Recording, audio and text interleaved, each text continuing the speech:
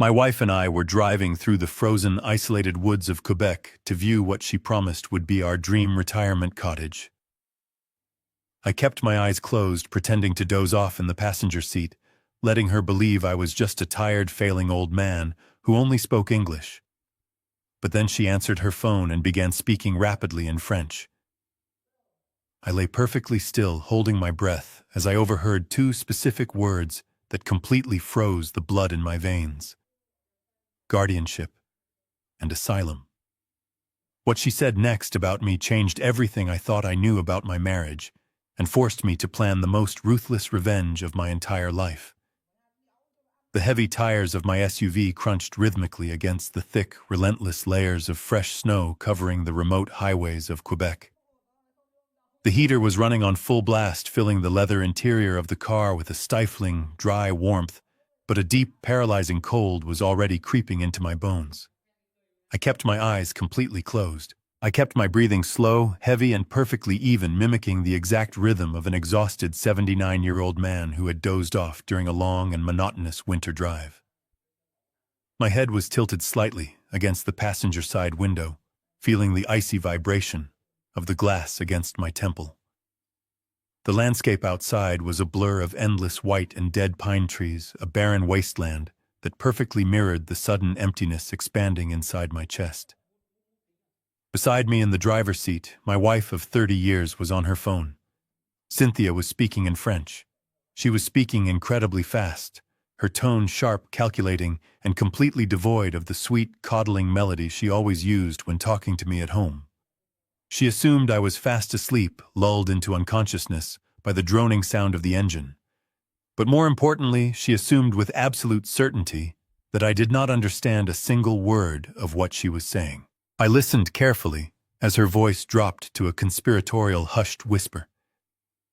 The French language is famously known as the language of love, but right now in her mouth it sounded like a jagged blade being methodically sharpened in the dark. And then I heard it. The first word that made my heart slam violently against my ribs. Tutelle. Guardianship. My mind began to race, spinning out of control, while my body remained frozen in place. Why would my wife be discussing legal guardianship with someone on a phone in the middle of the Canadian wilderness? Before I could even begin to process the sheer magnitude of that betrayal, the second word hit me like a physical blow to the stomach. Asylum. Asylum. A psychiatric facility. I did not move a single muscle. I did not let my breathing hitch or my eyelids flutter. But underneath my heavy winter coat, my fists clenched so hard that my fingernails dug painfully into the palms of my hands, almost drawing blood. I lay there in the deceptive warmth of the passenger seat and listened to the woman I had loved, provided for, and trusted with my life laugh lightly. It was a cold, dismissive, and utterly heartless chuckle. Then she said the sentence that will remain branded into my memory until the day I die. She said, "He will not survive the winter in that place. The paperwork is almost done, and then everything is ours. He will not survive the winter in that place." She was talking about me, her husband, the man who had spent 40 grueling years breaking his back in the freezing winds of winter and the scorching heat of summer as a chief structural engineer. I was not a man who had everything handed to him on a silver platter. I built skyscrapers that touched the clouds. I designed massive steel bridges that carried millions of tons of concrete and humanity safely across treacherous waters. I survived 2 major open-heart surgeries, bouncing back each time only to work relentless 80-hour weeks. I did all of that to build a fortune of $6 million. I sacrificed my own health and my own peace of mind so Cynthia would never have to worry about a single bill, so she could live in a sprawling, multi-million-dollar estate in New York, wear the finest designer clothes, and enjoy a life of absolute, uncompromised luxury. I had always planned to spend my twilight years peacefully by her side, enjoying the fruits of a lifetime of grueling labor. But lying there, feigning sleep while the snow continued to fall outside, the brutal truth washed over me. I was not a husband to her anymore. I was an obstacle, a stubborn, aging, breathing obstacle standing between her and my bank accounts. She thought I was just a clueless, failing old man whose mind was slowly turning to mush. She thought I was an easy target. What Cynthia did not know, what she had never bothered to ask in all our decades together, was what I did before I met her. Long before I moved back to New York, before I amassed my wealth and settled down into suburban life, I spent 5 of the most vibrant, intense years of my youth living and working in Paris. I oversaw the structural retrofitting of historic centuries-old bridges across the Seine River. I worked with local construction crews. I ate, slept, breathed, and loved in French. The language was permanently and flawlessly hardwired into my brain. Every single syllable of her treacherous, venomous conversation was crystal clear to me. She was plotting to have me declared mentally incompetent.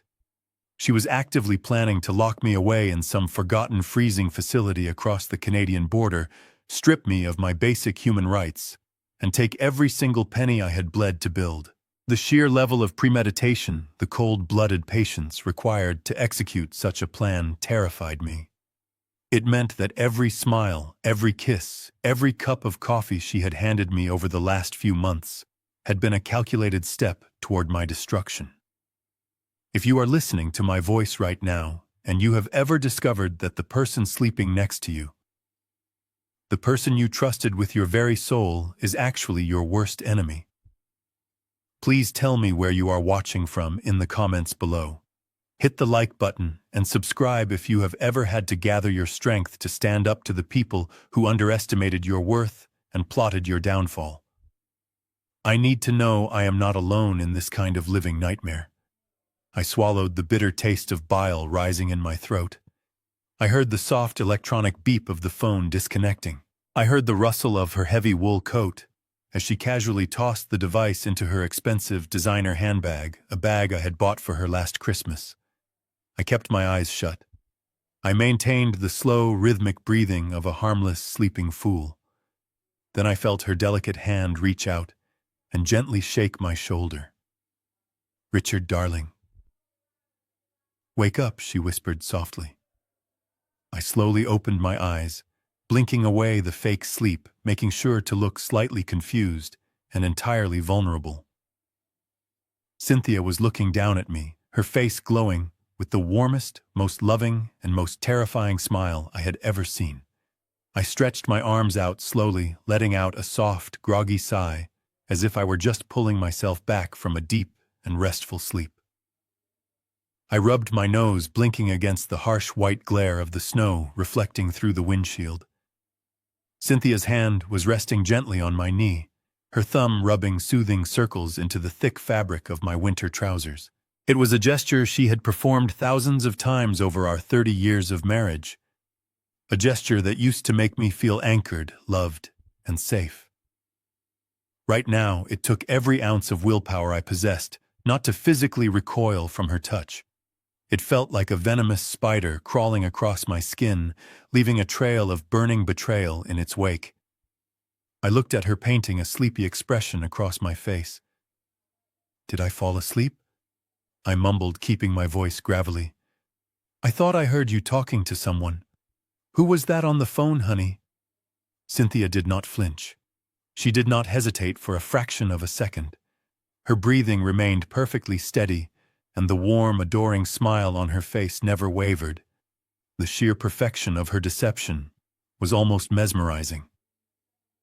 If I had not spent 5 years in Paris, if I did not understand the language she had just used to casually discuss my impending imprisonment, I would have believed her completely. "Just the Canadian realtor, darling," she said, her voice dripping with artificial sweetness. She reached over and tenderly adjusted the collar of my coat, tucking a stray thread back into place. "It turns out they need some extra paperwork for the cottage. You know how bureaucratic these cross-border property sales can get. But do not worry yourself about it. I am handling everything so my hard-working husband can just relax and enjoy his retirement." She patted my chest, gently, right over my heart. The same heart that had endured 2 grueling surgeries. The same heart she was patiently waiting to stop beating forever. "You are too good to me, Cynthia," I replied. My voice was incredibly steady, surprisingly rich with warmth. I even reached out and placed my hand over hers, squeezing it affectionately. I smiled back at her, masking the absolute disgust that was threatening to drown me. Looking deep into her brown eyes, I searched for any sign of guilt, any flicker of remorse for the monstrous betrayal she was orchestrating. There was absolutely nothing. Her eyes were bright, clear, and completely empty of any real empathy. It was in that exact moment that the woman I married ceased to exist. She died right there in the passenger seat of that SUV, replaced by a cold, calculating stranger who saw me as nothing more than a walking bank account with an expiration date. I turned my head to look back out the window, pretending to admire the desolate, snow-covered landscape of the Quebec countryside. My mind was a raging storm of fury and calculation. I wanted to grab the steering wheel and swerve off the road. I wanted to shout in perfect, flawless French and demand to know why she was doing this to me.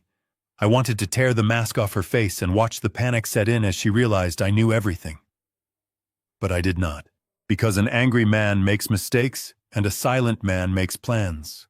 If you found out the woman you shared a bed with for 30 years was planning to lock you in an asylum, in a foreign language, what would be your first move? Scream, confront her? Let me know in the comments. Because my choice was absolute, terrifying silence. Silence is a weapon. In the construction business, you never tear down a load-bearing wall until you know exactly where the pressure is coming from, and until you have built a stronger support structure to take its place. Cynthia had laid a trap, but by keeping my mouth shut, I had just flipped the board. She thought she was the hunter, but she had just handed me the loaded gun. I needed to know the full extent of her plan.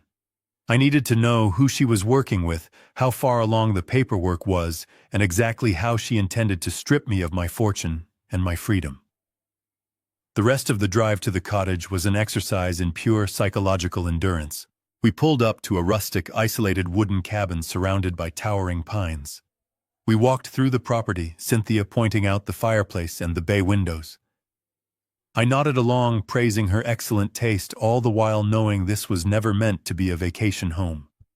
This was meant to be my staging ground before they dragged me away to a facility. I spent the entire afternoon playing the role of the clueless, grateful husband.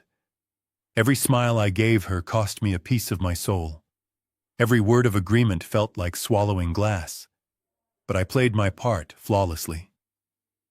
When we finally got back into the car to head toward the border, the sun was beginning to set, casting long, dark shadows across the snow. The vehicle felt degrees colder despite the heater blowing steadily. Cynthia settled into the driver's seat and pulled her phone out of her expensive leather handbag. She turned the screen slightly away from me, a movement, but one I caught instantly. For decades, Cynthia's phone passcode had been the year we were married.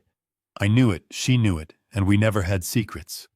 But as I watched her from the corner of my eye, pretending to adjust my seatbelt, I saw her thumb rapidly tap a new sequence of numbers. 4 different digits. A brand new passcode she had never used before. She locked the screen, slipped the phone into her coat pocket, and put the car in drive, completely unaware that the war had already begun. The drive back to New York was a masterclass in silent warfare. As we crossed the border and the frozen landscape of Quebec slowly melted into the familiar highways of upstate New York, I maintained my facade. But once we were back inside the walls of our sprawling multi-million-dollar estate, the real psychological battle began. Over the next few days, a terrifying new conflict started to emerge, one that made me question my own sanity. I always possessed a razor-sharp mind. You do not spend decades engineering steel structures without a flawless memory and impeccable attention to detail. I could remember the exact tensile strength of a steel beam used on a project 30 years ago. But lately, a strange, suffocating fog had begun to roll into my brain. It was an unnatural, heavy grogginess clinging to me just like a wet blanket. I would walk into my study and suddenly forget why I was there. I would lose my train of thought mid-sentence during dinner. My hands would feel completely numb, and a persistent lethargy made my limbs feel filled with lead. At first, the terrifying thought crossed my aging mind that perhaps Cynthia was right. Perhaps my age was catching up to me and my brilliant mind was genuinely deteriorating. That was the most insidious, dangerous part of gaslighting. But I was an engineer by trade. I began to mentally log these episodes of intense brain fog, searching for a variable. It did not take long to pinpoint the exact time when the confusion always peaked. It was always mid-morning, exactly 1 hour after breakfast, and exactly 1 hour after my daily medication. For the last 5 years, I had taken a standard mild medication for my blood pressure. It was a routine so deeply ingrained that I rarely even thought about it. But over the last 2 months, ever since the discussions about the Canadian cottage had subtly begun, Cynthia had completely taken over this routine. She claimed she was just being a devoted, caring wife. She told me she had read articles about elderly men forgetting their medication, and she could not bear the thought of losing me. Every single morning without fail, she would bring the pill to me. She never left it on the table. She would place it directly into the palm of my hand, hand me a glass of room temperature water, and stand right there watching intently until I swallowed it. I used to think it was profound love. Now I realized it was the calculated behavior of a prison guard ensuring an inmate took their sedatives. On a crisp Tuesday morning, the tension reached its breaking point. I was sitting at the heavy mahogany dining table reading the morning newspaper, though the words were just blurring together on the page. I needed to know the truth. I needed physical proof. Right on cue, Cynthia walked into the dining room. She was wearing a pristine white silk robe looking exactly like an angel of mercy. In her right hand, she held the familiar blue capsule. In her left, a crystal glass of water. She smiled warmly, but her eyes were cold, fixed entirely on my mouth. "Here you go, my love," she cooed softly, placing the pill in my open palm. "Time for your medicine. Let us keep that strong heart of yours beating." I looked down at the small blue capsule resting in the creases of my aged hand. My heart was pounding so violently, I was surprised she could not hear it echoing across the dining room. I brought the pill to my lips. I took a sip of the water. But instead of throwing the pill to the back of my throat, I expertly slid it under my tongue. I swallowed the water loudly. Then I immediately launched into a violent hacking coughing fit. I hunched over the table, my shoulders shaking, pretending the water had gone down the wrong pipe. "Oh my goodness, Richard, are you all right?" she asked, her voice laced with sudden, sharp concern. I reached into my chest pocket and pulled out my cotton handkerchief. I pressed it to my mouth as I continued to cough aggressively. Through the fabric, I used my tongue to push the blue capsule out of my mouth and into the folds of the handkerchief. I gasped out, clutching my chest. "I need a napkin. Could you get me a napkin from the kitchen, please?" Cynthia hesitated. I could feel her dark eyes scanning me, searching for any sign of deceit. But my coughing sounded painfully authentic, and my face was turning a convincing shade of red. "Of course, darling, right away," she murmured, finally turning her back to me and walking briskly toward the kitchen archway. The second she was out of sight, I quickly slipped the handkerchief into the deep pocket of my trousers. I wiped my mouth and patiently waited for her to return. When she handed me the napkin, she lingered, her eyes darting to the empty water glass. "Good boy," she whispered, satisfied that her daily task was complete. 10 minutes later, I locked myself inside my master bathroom. I turned on the fan and pulled the damp handkerchief from my pocket. I unfolded the white cotton fabric under the bright, unforgiving light of the bathroom vanity. There, resting in the center, was the little blue capsule. I picked it up with trembling fingers and brought it close to my eyes. I did not need a microscope to see what she had done. The gelatin casing of the pill was not smooth. There was a tiny jagged scratch running down the center of the seam, as if it had been very carefully pried apart with a razor blade, and then clumsily pressed right back together. The fine white powder inside was slightly clumped, spilling out of the cracked seam. My blood ran completely cold. She was poisoning me. For several long minutes, I just stood there in the glaring light of my master bathroom, staring at the little blue capsule resting on the white cotton fabric. The realization hit me with the force of a freight train, yet my mind felt clearer than it had in weeks. The fog was lifting, replaced by a cold, sharpened fury. I carefully folded the handkerchief, ensuring the tampered pill was securely wrapped, and slid it into the inner pocket of my tweed jacket. I splashed cold water on my face, practiced my frail, confused expression in the mirror, and unlocked the bathroom door. I found Cynthia in the living room, comfortably curled up on the velvet sofa, sipping a cup of herbal tea while browsing a catalog of expensive winter coats. When she heard my footsteps, she looked up, her face instantly transforming into a mask of sweet concern. "Are you feeling better, darling?" she asked, setting her teacup down. That coughing fit sounded terrible. I gave her a weak, trembling smile and patted my chest slowly. "Much better, my dear," I rasped, making my voice sound a bit thin and tired. "I think I just need some fresh air. The house feels a little stuffy today. I am going to take a slow walk in the park across the street, just to stretch my legs." Cynthia smiled, a triumphant gleam flashing in her dark eyes. She thought the medication was taking effect, making me docile and agreeable. "That sounds like a wonderful idea, Richard. Do you want me to come with you? I can put my coat on." No, I insisted, gently waving a dismissive hand. "You stay here and relax.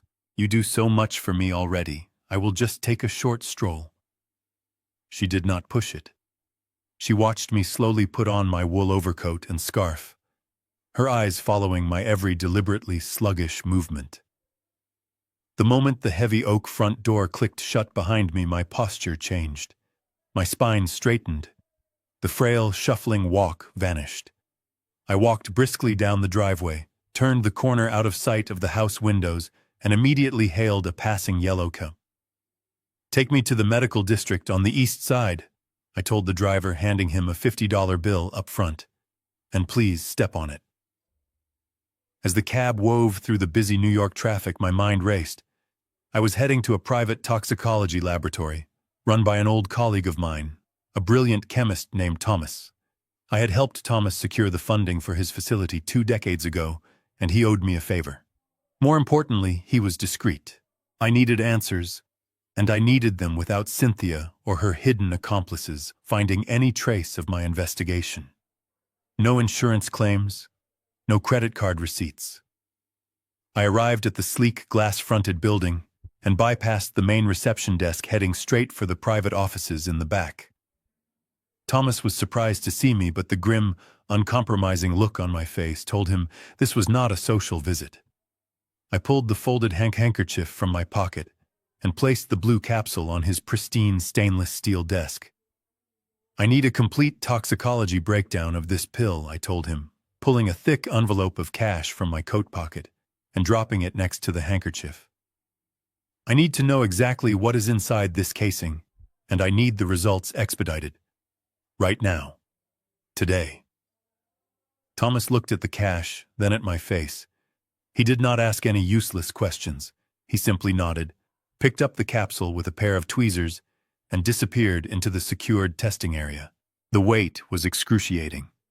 I sat in his private office for 2 hours, staring at the ticking clock on the wall. Every second that passed felt like a lifetime. I thought about the 30 years I had given Cynthia. The vacations in Europe, the jewelry, the endless comfort. I thought about how she had smiled at me over breakfast, knowing she had handed me a loaded weapon. My grief had completely burned away, leaving nothing but a vast, terrifying wasteland of resolve. Finally, the heavy door opened, and Thomas walked back into the office. He was holding a printed lab report, and his face was completely drained of color. He sat down heavily in his chair and pushed the paper across the desk toward me. "Richard," he started, his voice barely above a whisper. "Where did you get this? Just tell me what it is," I demanded, my voice harder than concrete. Thomas sighed, rubbing his forehead. "The outer casing is your standard blood pressure medication, but the powder inside has been completely replaced. It is laced with massive concentrated doses of lorazepam."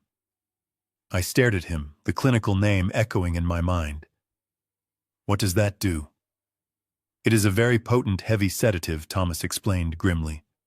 In standard doses it is used for severe anxiety. But in the concentrated amounts found inside this capsule, especially for a man your age, the side effects are catastrophic. It causes profound lethargy, loss of motor control, and severe cognitive impairment. It induces severe memory loss, confusion, and hallucinations.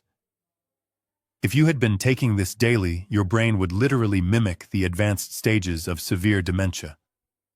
The clinical words hung in the sterile air of the office, heavy and suffocating. Lethargy, confusion, memory loss, dementia.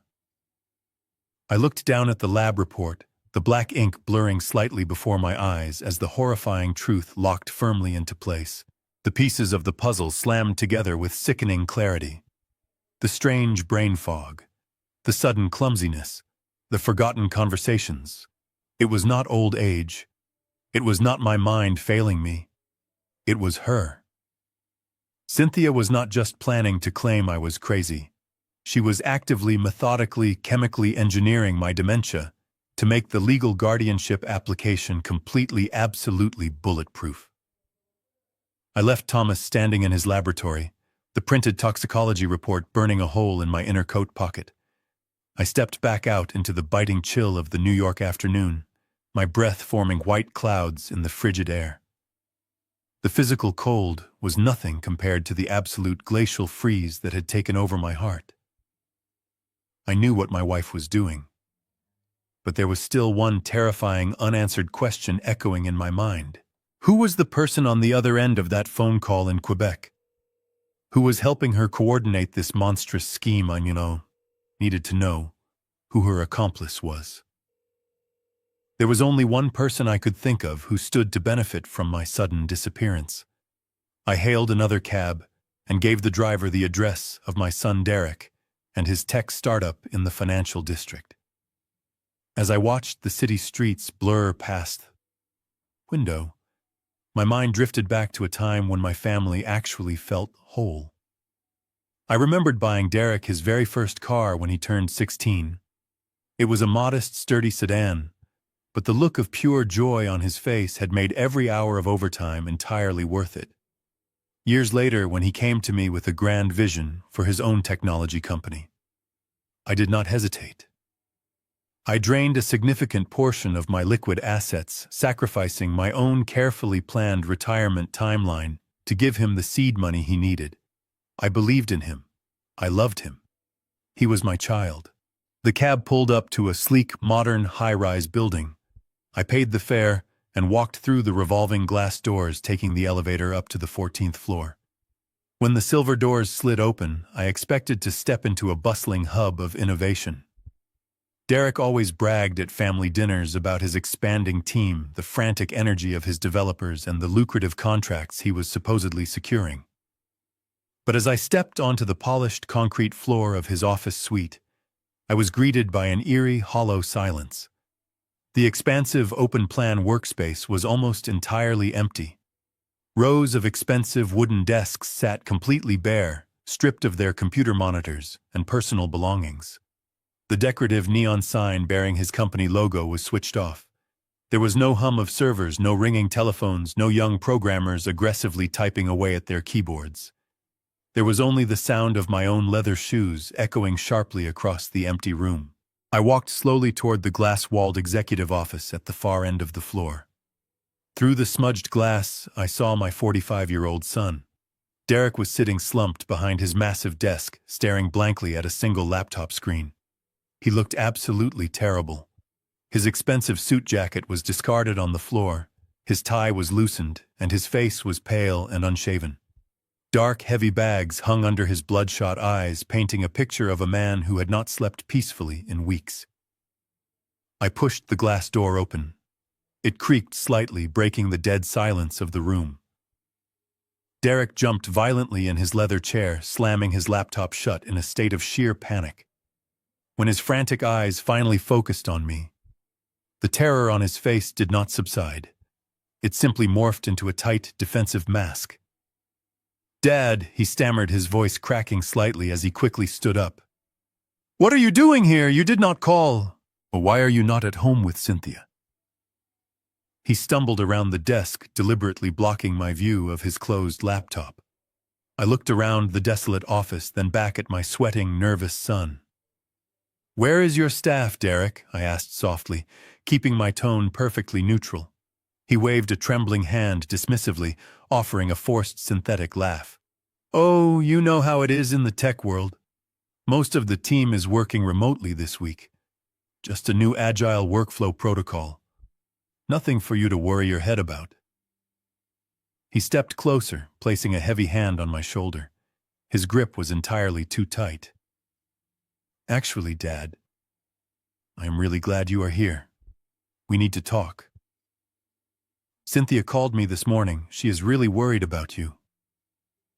I stared at him, feeling the absolute last shred of my paternal affection wither and die. Is she? I murmured. Yes, Derek continued, his words rushing out in a practiced, urgent torrent. She told me you had a terrible coughing fit today. She says you have been wandering around the house, forgetting conversations, looking lost. You have been so forgetful lately, Dad. It is dangerous. You really need to listen to Cynthia. You need to let us help you. You should sign over the management of your financial accounts to her just until you feel better. It is the smartest thing to do for the family right now. He was parroting her exact words without a single ounce of shame. Every single calculated syllable he spoke was a perfectly rehearsed line from the very twisted script that Cynthia had specifically written for him. I looked at the dark circles under his panicked eyes. I remembered the frantic whispered phone call in the snowy woods of Quebec. I remembered the crisp, rapid French Cynthia had spoken, and then a devastating memory hit me with the force of a physical blow.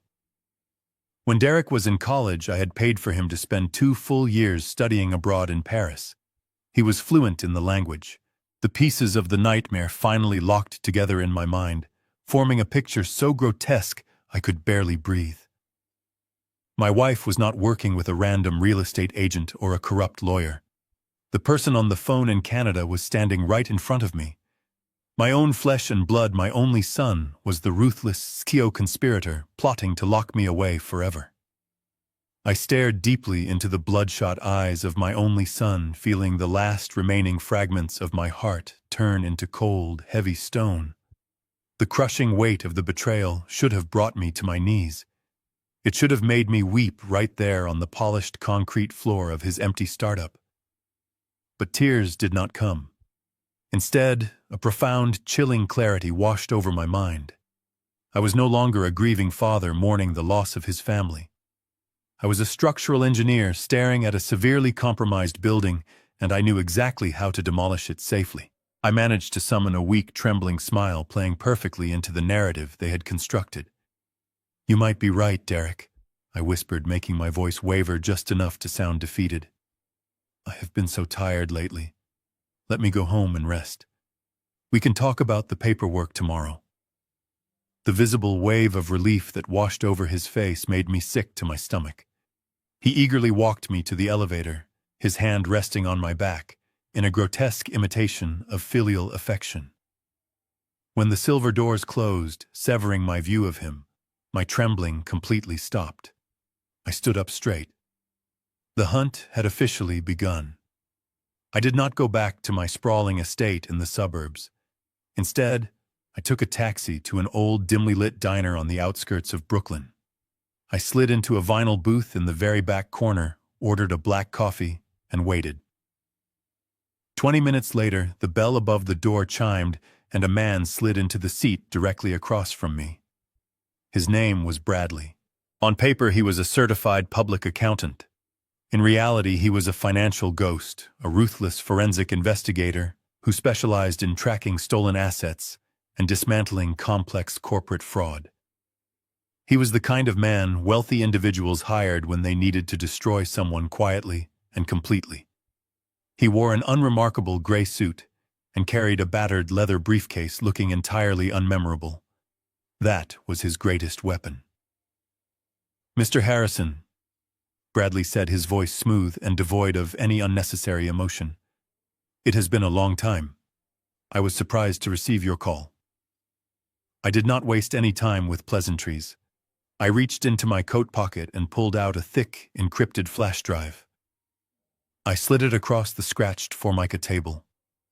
"On this drive, you will find the master access codes to every single family trust, all of my personal banking records, and the foundational financial documents for my son's technology company. I need a comprehensive audit, Bradley." Bradley picked up the drive, his eyes scanning my face with calculated precision. "An audit of your own son, sir? That is a highly unusual request. Are we looking for simple mismanagement, or is there a specific discrepancy you want me to locate?" I leaned forward, resting my forearms on the table. "I do not care about simple mismanagement.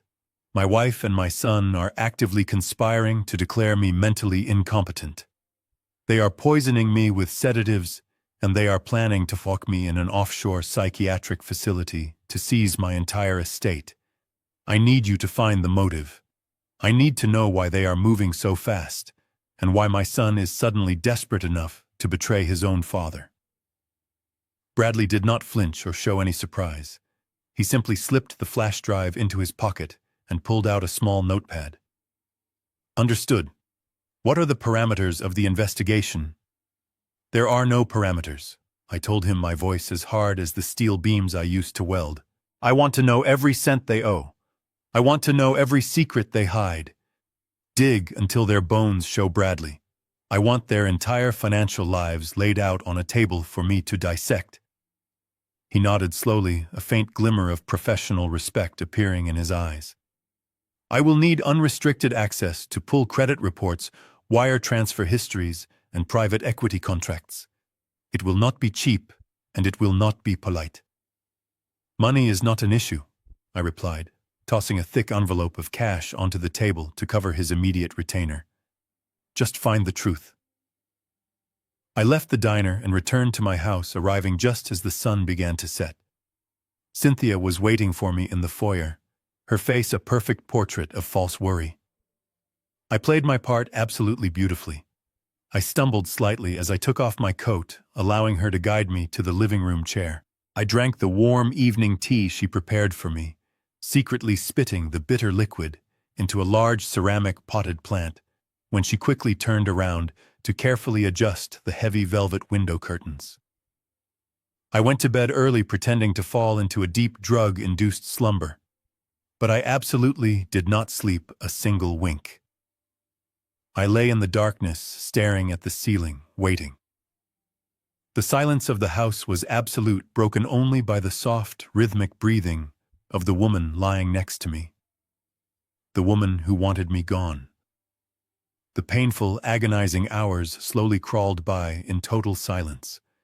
The digital clock on the nightstand shifted slowly, the glowing red numbers illuminating the dark room. At exactly 2 a.m, my secure burner phone vibrated violently against the wooden surface of the bedside drawer. I carefully slipped out from under the heavy down comforter, my bare feet silent on the thick carpet. I moved quietly into the master bathroom, closed the door tightly, and answered the call. "Bradley," I whispered into the receiver. "What did you find?" The investigator's voice sounded tight, completely stripped of its usual calm professionalism. He took a slow, heavy breath before speaking. "Mr. Harrison, you need to see this right now. Your son isn't just a bad businessman. He's a dead man walking." I did not ask Bradley any questions over the phone. I simply ended the call quietly, dressed in the pitch-black darkness of my bedroom, and slipped out of the house. The streets of New York were completely deserted at that hour, wrapped in a suffocating silence that matched the terrifying stillness in my own chest. I drove myself to the same dimly lit diner we had met at previously. Bradley was already waiting in the back booth. He had a thick manila folder resting on the table in front of him. A single untouched cup of black coffee sat beside it. I slid into the vinyl seat across from him. He did not offer a greeting. He simply opened the folder and pushed a stack of heavily redacted financial documents toward me. "Mr. Harrison, your son is in deep trouble," Bradley began, his voice maintaining its usual flat, clinical tone. The technology startup you visited earlier today is nothing but a hollow shell. It has been entirely defunct for 8 solid months. His development team walked out last summer after 3 consecutive missed payrolls. His servers were seized by creditors. The office you stood in was literally just a staged set piece.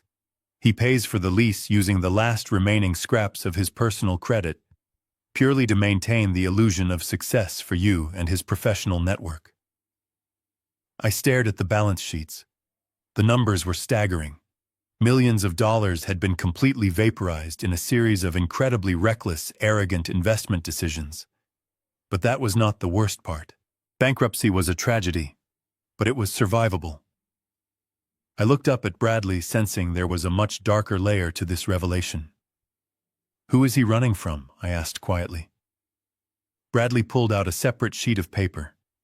It was a wire transfer log, but the recipient names were not corporate entities. They were individuals heavily flagged by federal authorities. 8 months ago, when traditional banks cut him off, your son turned to the shadow market.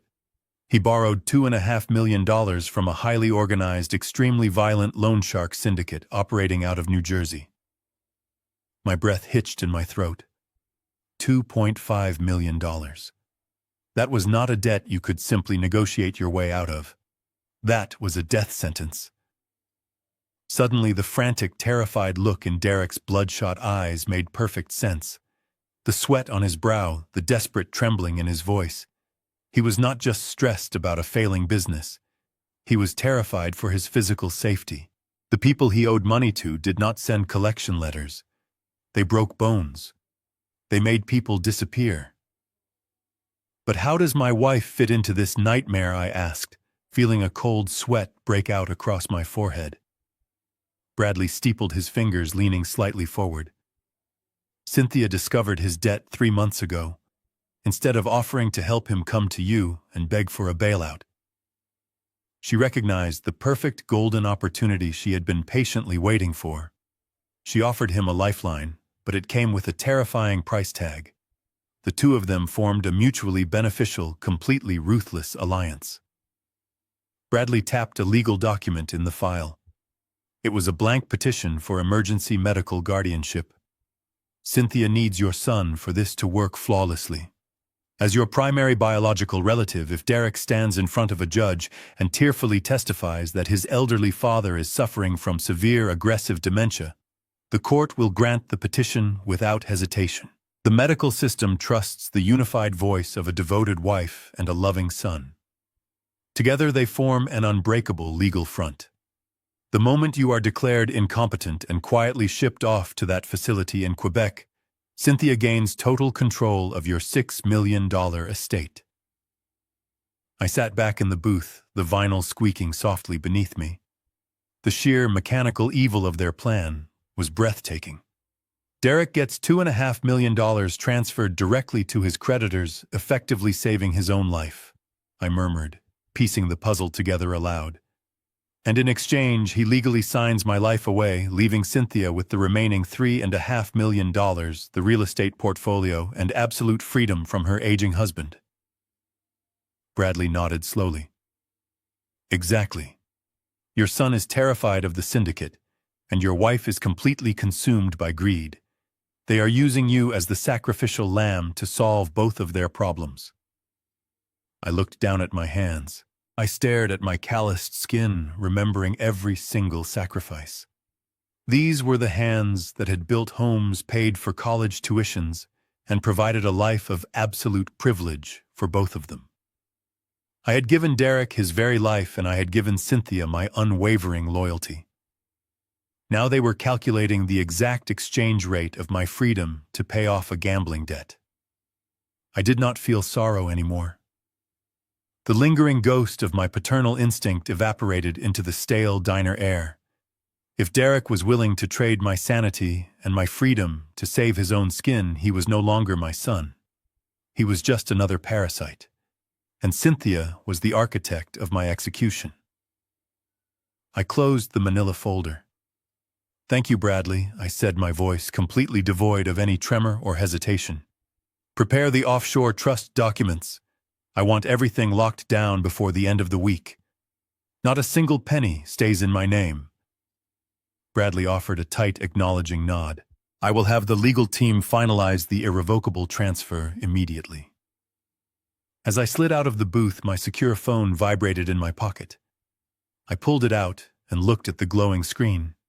It was a text message from Cynthia. The notification read, "Come home quickly, darling. I have a very special surprise guest arriving for dinner tonight. We simply cannot wait to see you. Do not be late for our special family gathering tonight."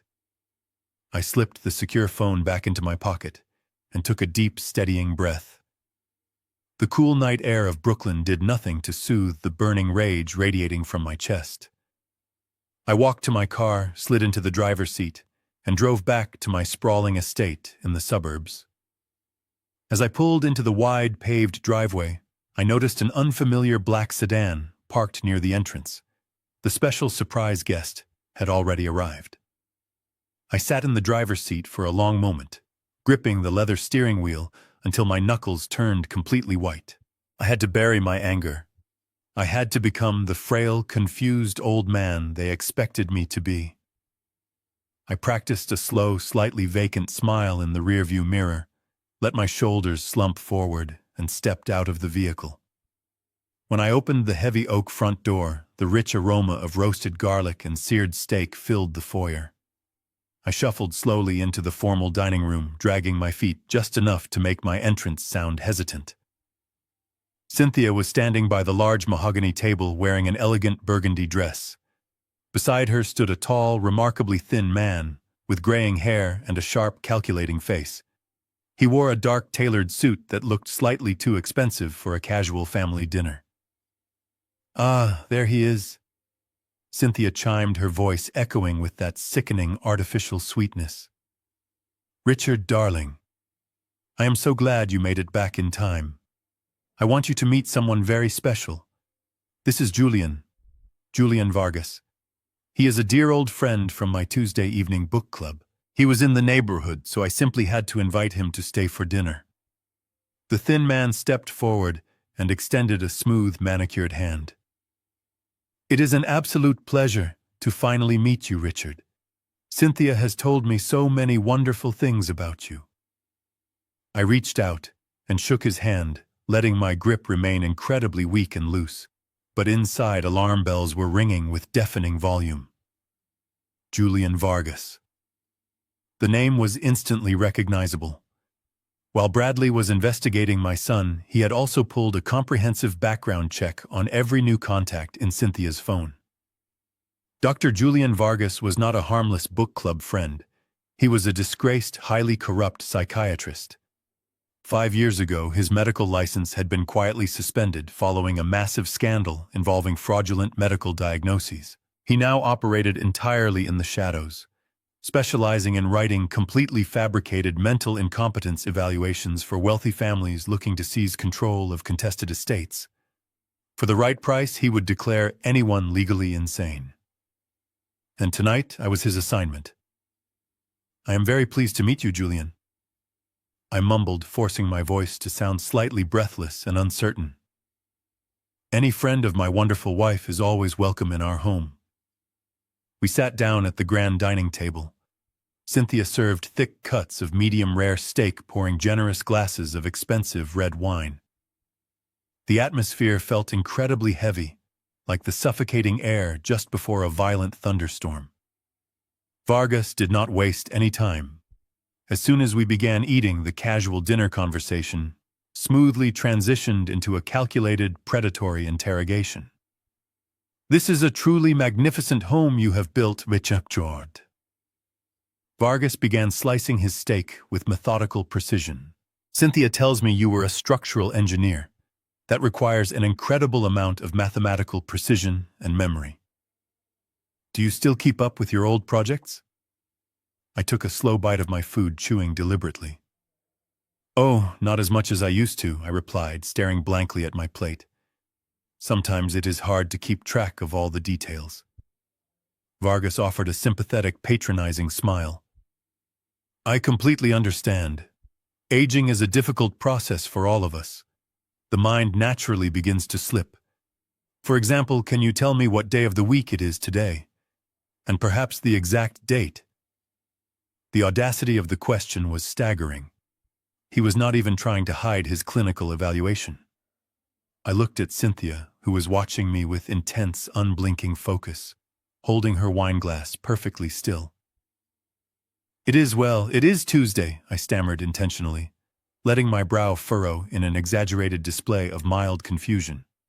Or maybe Wednesday. The days just seem to blend together lately when you do not have to wake up for work anymore. Vargas nodded slowly, his sharp eyes burning into me. Of course. That is completely normal. But managing an estate like yours must be quite a heavy burden. Finances can become so overwhelmingly complicated as we get older. Do you still manage all the banking passwords and investment portfolios yourself, Richard? Or do you write them down somewhere to help you remember? I felt a sharp surge of disgust.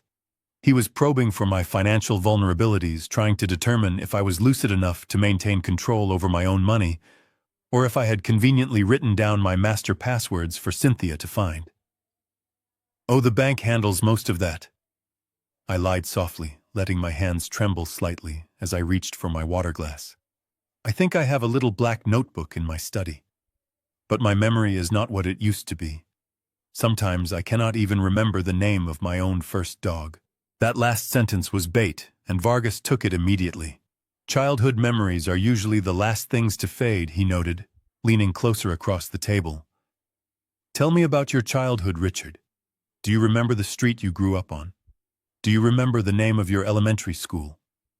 He was meticulously gathering the exact verbal ammunition he needed to securely sign those guardianship papers and condemn me to a frozen nightmare in Canada. I sat there chewing my steak, playing the helpless victim to absolute perfection, while they both smiled greedily at my performance before their eyes.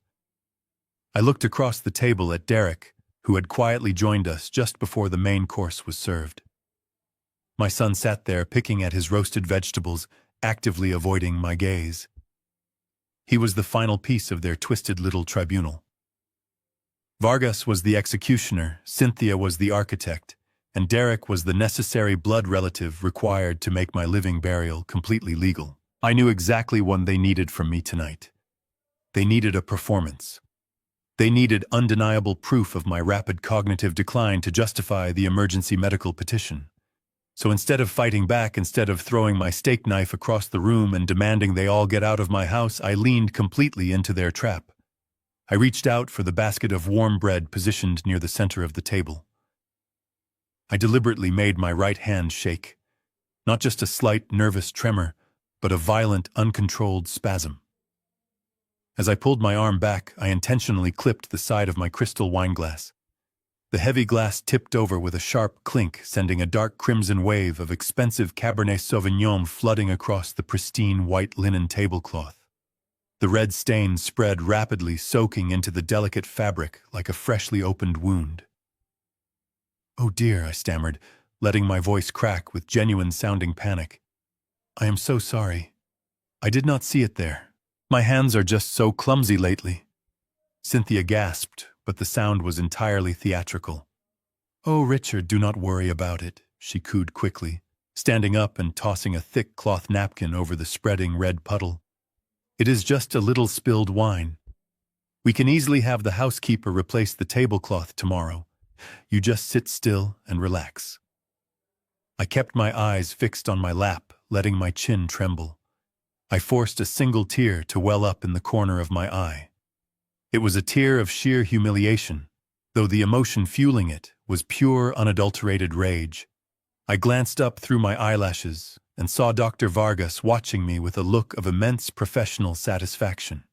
He was not looking at a tragic accident caused by a failing elderly man. He was looking at a completed checklist. Motor skill degradation. Check. Emotional volatility. Check. Loss of spatial awareness. Check. It took every single ounce of pride I had left in my body to sit there and play the fool. I was a man who used to command hundreds of hardened steelworkers. I had stood on steel beams suspended 50 stories above the concrete pavement, shouting orders over the deafening roar of heavy construction machinery. I had built majestic structures that would outlast everyone sitting in this room. My mind was sharp enough to calculate load-bearing weights and wind resistance formulas without ever touching a calculator. Yet here I was, slouching in my own dining room, intentionally drooling slightly from the corner of my mouth, allowing these parasites to feed their monumental egos at the expense of my dignity. It was a brutal, agonizing psychological torture. But I knew that in order to destroy them completely, I had to let them believe they had already won the war. I wiped my mouth with the back of my trembling hand and turned my attention toward my son. Derek was staring at the ruined tablecloth, his face pale and drawn. I decided to give Dr. Vargas the final undeniable piece of evidence he needed to seal their fate. "Max," I mumbled, looking directly into my son's eyes, with a vacant, wandering stare. "Max, could you please pass me a new napkin?" I made a terrible mess. The entire dining room went absolutely dead silent. The tension in the air was so thick you could physically choke on it. Max was not my son. Max was the name of our golden retriever who had passed away over a decade ago. Derek flinched violently, as if I had just reached across the table and struck him across the face. His mouth opened, but no words came out. He looked at Cynthia in absolute horror, and then he looked at Dr. Vargas. The corrupt psychiatrist simply offered a slow, tragic nod, silently confirming the severity of my fabricated delusion. "Dad." Derek whispered, his voice trembling with a chaotic mixture of guilt and terror. "It is me. It is Derek." I blinked rapidly, looking around the room in a state of exaggerated, helpless confusion. "Derek. Of course it is Derek." "I am sorry, son. I am just so incredibly tired. My head feels so cloudy tonight." Cynthia stepped in, playing the role of the exhausted, suffering caregiver flawlessly. "I think it is time for you to go upstairs and rest, my love," she said, placing a gentle hand on my shoulder. "You have had a very long day, and all this excitement is just too much for you. Julian and Derek can finish their dinner. I will come up and check on you in a little while." I nodded submissively, allowing her to carefully help me out of my heavy wooden chair. I shuffled out of the dining room, dragging my feet heavily across the polished hardwood floor. I slowly climbed the grand staircase, gripping the mahogany railing tightly, making sure they heard my slow, laboring footsteps ascending to the second floor. But the moment I reached the top landing, completely out of their line of sight, the frail old man vanished entirely. My posture straightened instantly. My breathing leveled out. I moved with absolute silent precision. I crept down the carpeted hallway that overlooked the grand foyer and quietly positioned myself near the central air conditioning vent, which carried the acoustics from the lower level perfectly. I waited in the cold darkness, listening to the muffled sounds of the dinner concluding. About 20 minutes later, I heard the scrape of chairs pushing back against the dining room floor. Heavy footsteps moved from the dining room into the front hallway, stopping right below my hidden position. It was Derek and Dr. Vargas. I held my breath, pressing my ear closer to the metal grate of the vent. "Is that enough to sign the papers?" Derek whispered. His voice was frantic, laced with the desperate urgency of a man drowning in syndicate debt. "Did you get everything you need from him tonight?" I heard the smooth, unmistakable rustle of a heavy paper envelope changing hands. It was the distinct sound of a massive cash bribe being delivered in the shadows. Dr. Vargas chuckled softly, a dry, completely hollow sound that echoed up through the vent and chilled me to my very core. "More than enough," the psychiatrist replied smoothly. "His cognitive function is severely compromised. I will have the guardianship certificate ready by Friday." Friday. That single word hung in the cold, dusty air of the air conditioning vent, like a swinging guillotine. It was currently Tuesday night. That meant I had less than 72 hours before my own son and my treacherous wife possessed a legally binding document capable of stripping away my human rights and locking me in a Canadian nightmare. I silently backed away from the vent, retreated to my Sutter bedroom, and lay down next to the woman who was currently dreaming about my demise. The next morning, I woke up early. I pulled a dusty canvas duffel bag from the back of my closet and began stuffing it with thick wool sweaters and heavy boots. When Cynthia walked in, her brow furrowed in genuine confusion. "What are you doing, Richard?" she asked, eyeing the bag with a hint of suspicion. I gave her my best foolish, absent-minded smile. "I am going fishing, my dear. Do you not remember? I told you about the 3-day senior fishing retreat upstate with the boys from the lodge. We have had this planned for months." Cynthia blinked mentally, calculating how this unexpected trip affected her timeline. I could see the sudden relief wash over her face. With me out of the house, she and Derek would have complete freedom to finalize the legal paperwork and coordinate with the border smugglers without having to sneak around. "Oh, of course, darling," she said smoothly, stepping forward to help me pack. I must have forgotten. That sounds like a wonderful idea. Getting out into nature will be so good for your nerves. Just make sure you take your medicine. She handed me a freshly prepared pill bottle. I smiled, tucked it into my bag, and promised I would not miss a single dose. I kissed her cheek, feeling absolutely nothing, and walked out to my car. I drove precisely 2 miles down the road before pulling into an abandoned strip mall parking lot. A sleek black town car with tinted windows was already idling by the curb, arranged flawlessly by Bradley. I abandoned my vehicle, climbed into the back seat of the town car, and instructed the driver to take me to the private airfield on the edge of the city. An hour later, I was strapped into the leather seat of a chartered private jet, watching the New York skyline disappear beneath the clouds.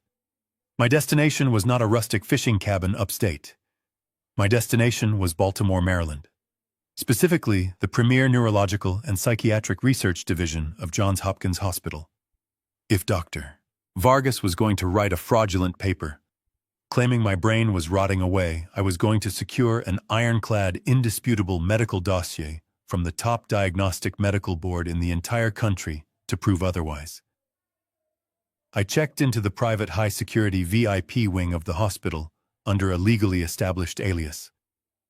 The medical team waiting for me consisted of 3 renowned neurologists and 2 senior psychiatrists. I did not give them a sob story. I sat down in the sterile examination room, looked the lead doctor dead in the eye, and told him I needed the most brutal, exhaustive cognitive evaluation humanly possible. I told them my freedom depended on their absolute thoroughness. For the next 12 hours, I was subjected to a grueling gauntlet of medical and psychological testing. They placed me inside loud claustrophobic machines for high-resolution brain scans to check for tissue degradation. They drew vial after vial of my blood to establish a baseline of my physical health and screen for toxins. The psychiatrists interrogated me for hours, throwing complex memory recall tests, advanced spatial reasoning puzzles, and high-stress situational logic problems at me at a relentless pace. I did not falter. I leaned into the discipline that had allowed me to design structurally flawless bridges for 4 decades. I solved their puzzles. I recited intricate mathematical formulas from my youth. I dismantled their psychological traps with the sharp, calculated precision of a man fighting for his very life. It was exhausting, draining every ounce of my physical stamina, but my mind burned with a brilliant white-hot clarity. I was not a confused old man. I was a structural engineer preparing to detonate a building. The testing carried on continuously from Wednesday afternoon through Thursday evening. They evaluated my reaction times, my emotional stability, my short-term and long-term memory retention, and my ability to make complex financial decisions under duress. Every single test was recorded, monitored, and analyzed by the best medical minds in the country. They were looking for any sign of dementia, any symptom of cognitive decline, but they found absolutely nothing. They only found a man pushed to the absolute brink, functioning at the highest possible level of human endurance. When the testing finally concluded late Thursday afternoon, I sat in the lead doctor's office, my muscles aching from the tension. The sterile white walls of the clinic felt suffocating. I leaned across his large desk, clasping my hands tightly together. I need the certified dossier right now, I told him, gripping the arms of my chair. I need the official board signatures declaring my absolute mental competence. The doctor adjusted his glasses, looking at me with a mixture of professional respect and deep, lingering concern. You performed exceptionally well, Mr. Harrison, he said softly, looking down at his preliminary notes. Your cognitive function is remarkable for a man of any age, let alone yours. You possess the mental acuity of a 50-year-old, but the comprehensive toxicology blood work and the necessary notarized signatures from the entire medical board take time to process. They will not be finalized until tomorrow morning. My stomach plummeted into an icy abyss. Tomorrow morning was Friday. The exact day Dr. Vargas was delivering the fraudulent papers to Cynthia. The clock was ticking, and I was running out of time to arm my final trap. I needed those results now. I looked at the lead doctor with a gaze so intense it could have melted the sterile steel instruments resting on his counter. I understand the administrative protocols of this hospital. I told him, keeping my voice incredibly steady. But I am telling you that my life is currently ticking down on a very literal clock. If those notarized signatures are not physically in my hands by Thursday night, the clinical brilliance of your medical board will be entirely useless to me. The doctor swallowed hard, clearly taken aback by the sheer gravity of my statement. He promised he would personally walk the paperwork through the hospital legal department the moment the toxicology panels cleared the laboratory. I returned to my private hospital suite and spent the longest, most agonizing night of my entire life staring at the ceiling. Sleep was an absolute impossibility. Every time I closed my eyes, I saw my wife smiling as she handed me a poisoned blue pill, and I saw my son trembling as he sold my freedom to the highest bidder. Thursday dragged on with a slow, agonizing cruelty. I paced the length of the room, counting the hours, the minutes, and the seconds. Finally, at exactly 7 on Thursday evening, a sharp knock echoed on the heavy wooden door of my suite. The lead doctor stepped into the room. He was holding a thick, pristine white envelope bearing the official embossed seal of the Johns Hopkins Medical Board. He handed it to me with a solemn nod. "It is completely finished, Mr. Harrison," he said quietly. "Your blood work came back completely clean of any naturally occurring cognitive diseases, though we did note the residual traces of the heavy sedatives you mentioned. But more importantly, the psychiatric and neurological evaluations have been signed, stamped and legally notarized by all 5 senior board members." I opened the envelope with trembling hands and pulled out the thick stack of premium paper.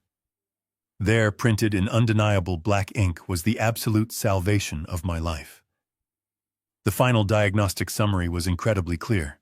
The board unanimously declared that I possessed 0 markers for dementia, Alzheimer's disease, or any form of cognitive impairment. In fact, they officially noted that my mental acuity, problem-solving skills, and memory retention were actively functioning at the level of a healthy, highly educated 50-year-old man. I traced my fingers over the raised notary seals. These beautiful, undeniable stamps of legal authority meant that Dr. Vargas and his fraudulent evaluations were completely neutralized. With this dossier in my possession, I was legally untouchable. No judge in the country would ever grant an emergency guardianship petition against me. I thanked the doctor, packed my canvas duffel bag, and immediately headed for the private airfield. The chartered jet carried me back to New York under the cover of a starless, pitch-black night. As I looked out the small cabin window at the sprawling grid of city lights below, I felt a profound, dangerous calm settle over my entire body. The fear was completely gone. The sorrow of losing my family had burned down into cold, hardened ash. I was returning home not as a victim, but as an executioner. When you are preparing to destroy the people who sleep under your roof, you do not use emotion. You use paper, ink, and the law. Hit the like button if you agree it is time for my revenge. I needed them to pay for every single lie. I landed in New York just past midnight and instructed my driver to park 3 blocks away from my estate. I walked the rest of the way, my footsteps completely silent against the cold pavement. I bypassed the main entrance and used my old master key to unlock the heavy side door leading directly into the kitchen. The house was entirely pitch dark and suffocatingly silent. Cynthia and Derek undoubtedly believed I was still sitting around a campfire upstate, blissfully unaware of the trap closing around my neck. I moved through the shadowy corridors of my own home like a ghost, completely bypassing the grand staircase that led up to the master bedroom. Instead, I headed straight for the small, elegant sunroom, where Cynthia spent most of her mornings drinking tea and reading. If she was plotting a cross-border kidnapping, she would not be careless enough to leave paper trails lying around. She was a woman anchored to her digital devices. I slipped into the sunroom and closed the heavy glass doors behind me. The moonlight filtering through the windows illuminated exactly what I was looking for. Resting gracefully on the glass coffee table was her sleek silver iPad. She had recently changed her passcodes, rendering my previous knowledge useless. But Bradley, the forensic accountant, had anticipated this exact obstacle. Before I left, he handed me a highly sophisticated piece of hardware. I reached into my coat pocket and pulled out the flat rectangular spy device. It was a military-grade data cloner designed to bypass biometric locks and siphon the entire hard drive of any connected tablet or phone within minutes. I carefully plugged the short connecting cable directly into the charging port of the tablet. The small device instantly hummed to life, a single green light blinking rhythmically in the dark room. A tiny digital progress bar illuminated on the screen of the cloner. 10. 20%. I stood there in the chilling silence of the sunroom, watching the numbers climb rapidly. 50%. I was draining every single text message, every encrypted email, and every hidden photograph she possessed. 80%. I knew the truth about the money, and I knew the truth about the fraudulent medical records. 100%. The green light turned solid, but as I safely unplugged the device and retreated into the shadows of my private study, to review the newly cloned files, I realized I had not yet uncovered her darkest, most lethal secret. I carried the spy device into the heavy silence of my private study, locking the solid oak door firmly behind me. I sat down at my massive mahogany desk, the only light in the room coming from the cold blue glow of my computer monitor. I plugged the data cloner into my secure desktop tower and began to systematically sift through the immense mountain of stolen digital files. Cynthia was meticulous, but she possessed the distinct technological arrogance of someone who believed she was always the smartest person in the room. She had organized her hidden life into neatly labeled folders, hiding them behind layers of biometric security she assumed were entirely impenetrable. I bypassed them all in seconds. I scrolled past the mundane records of her daily life, the online shopping receipts, and the harmless emails from her book club, digging much deeper into the encrypted messaging applications she had buried deep within the operating system. What I found there went far beyond a simple plan to legally seize my fortune. It was a blueprint for a quiet, untraceable murder.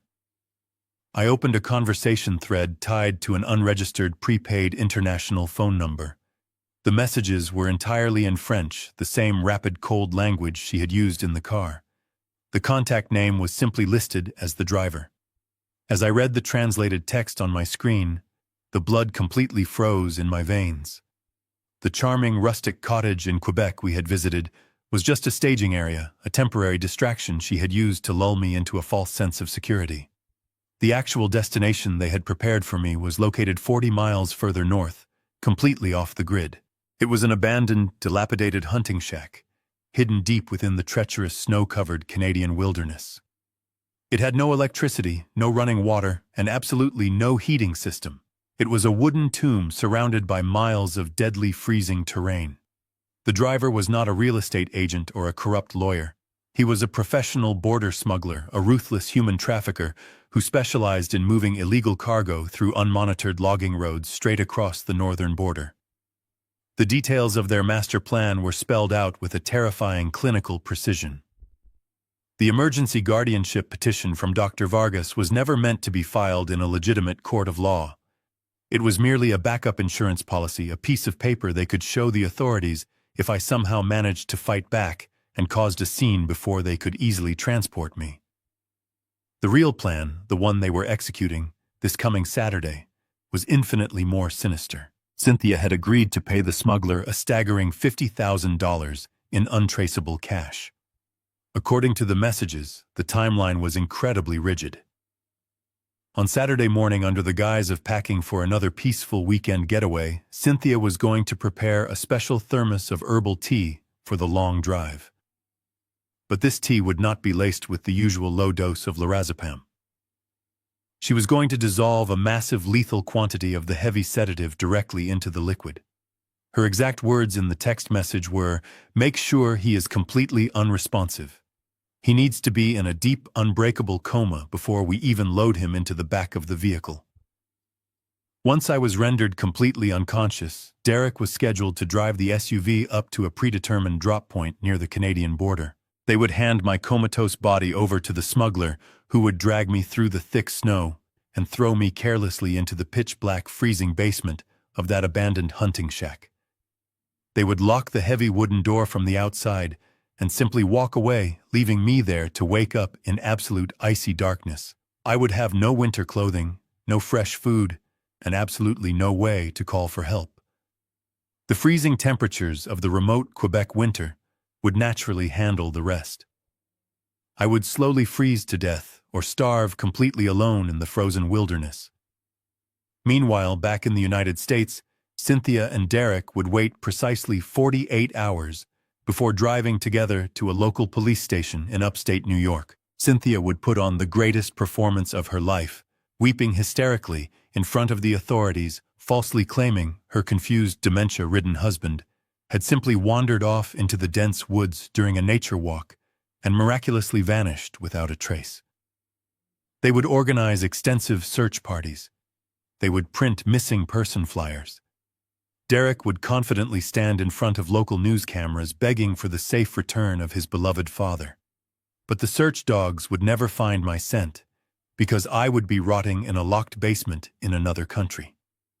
After a few short months, I would be legally declared dead, and they would easily inherit my entire $6 million estate without ever having to answer a single question in probate court. I sat quietly in my dark study, staring intently at the glowing monitor screen, completely paralyzed by the sheer, unadulterated evil of the woman I had peacefully slept next to for 3 long decades. She did not just want my money. She wanted me permanently erased from the face of the earth in the most agonizing, terrifying way imaginable. Every memory we had built together was now stained with her profound betrayal. I slowly closed the heavy laptop, letting the spacious study plunge back into absolute suffocating darkness. I did not shed a single tear. The trusting man who loved Cynthia was completely dead and gone. On Friday morning, I would gather my legal team and finally begin the relentless process to bleed the greedy beast entirely dry. The trap was fully set, and they had absolutely no idea what was coming. Their perfect crime was about to become their ultimate, inescapable destruction, and I would personally orchestrate every single devastating moment of it. Friday morning broke with a cold, pale light filtering through the heavy curtains of my study. I had not slept a single second. I sat at my desk as the dawn slowly illuminated the room, feeling a strange sense of absolute tranquility. The agonizing weight of betrayal that had suffocated me for the past week had entirely vanished, replaced by a singular, razor-sharp focus. Today was the day I completely dismantled their future. Today was the day I bled the beast entirely dry. I quietly walked upstairs to the master bathroom and showered, letting the scalding water wash away the lingering chill of the night. I shaved with meticulous care. I put on one of my best tailored charcoal suits, buttoning the crisp white shirt with steady hands. For the first time in weeks, I did not practice my frail posture. I stood tall, my shoulders squared, looking at the reflection of the man who had built a fortune from the ground up. Before leaving the bedroom, I glanced at Cynthia, who was still sound asleep under the thick duvet. I wondered what she was dreaming about. Perhaps she was dreaming of expensive vacations and new designer clothes funded by my frozen corpse. I turned away without a shred of pity and walked downstairs. I left a brief, hastily scrawled note on the kitchen counter, claiming I was going into town to pick up some special fishing gear for my imaginary weekend trip. Then I stepped out into the crisp morning air and got into the waiting town car Bradley had arranged. The drive into Manhattan was swift and silent. We arrived at a towering glass skyscraper in the financial district home to one of the most ruthless and elite wealth management law firms in the city. Bradley was waiting for me in a sprawling glass-walled conference room on the 50th floor. He was accompanied by 3 senior estate attorneys, all dressed in immaculate suits, their faces tight with professional gravity. They had the cloned digital files I forwarded them overnight. They knew exactly what my family was planning to do to me tomorrow morning, and because they knew the stakes, they had worked through the night to prepare the ultimate financial weapon. I took a seat at the head of the massive mahogany table. The lead attorney, a stern man named Harrison, slid a thick stack of legal documents enclosed in a leather binder toward me. He opened the cover to reveal pages upon pages of dense, complex financial legislation. "We have prepared the documents exactly as you requested," Richard the attorney said, his voice echoing slightly in the large room. "But before you sign this, it is my absolute ethical duty to ensure you completely understand the sheer magnitude of what you are about to do. This is an irrevocable trust.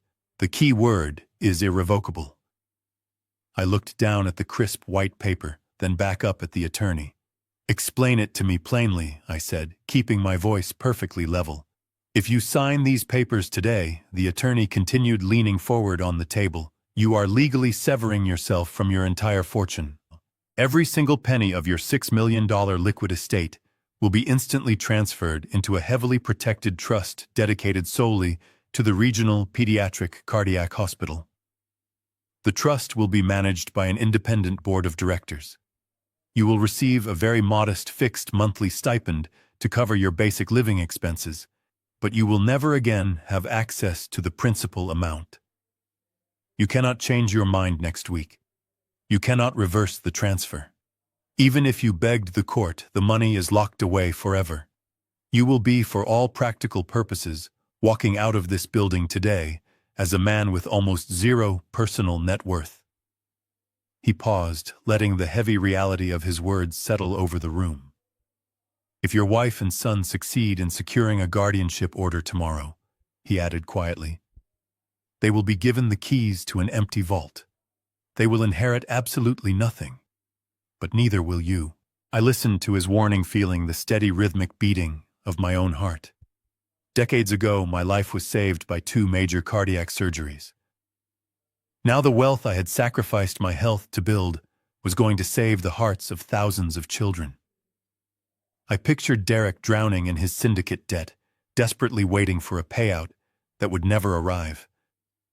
I pictured Cynthia dreaming of a luxurious life as a grieving widow, suddenly realizing she was entirely broke. "Hand me the pen," I said. The attorney nodded slowly and handed me a heavy fountain pen. I did not hesitate. I did not let my hand tremble. I signed my name on the first page, the sharp scratch of the nib loud in the quiet room. I signed the second page. I initialed the complex transfer authorizations and the sweeping asset forfeiture clauses.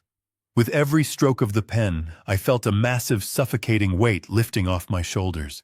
I was not losing my fortune. I was buying my absolute freedom. Within 20 minutes, the process was completely finalized. The attorneys immediately executed the wire transfers. I sat there and watched a digital monitor on the wall as my massive bank accounts, the joint investment portfolios, and the lucrative mutual funds all rapidly drained down to a balance of absolute zero. The beast was officially dead. The money was gone, secured behind an impenetrable fortress of legal armor.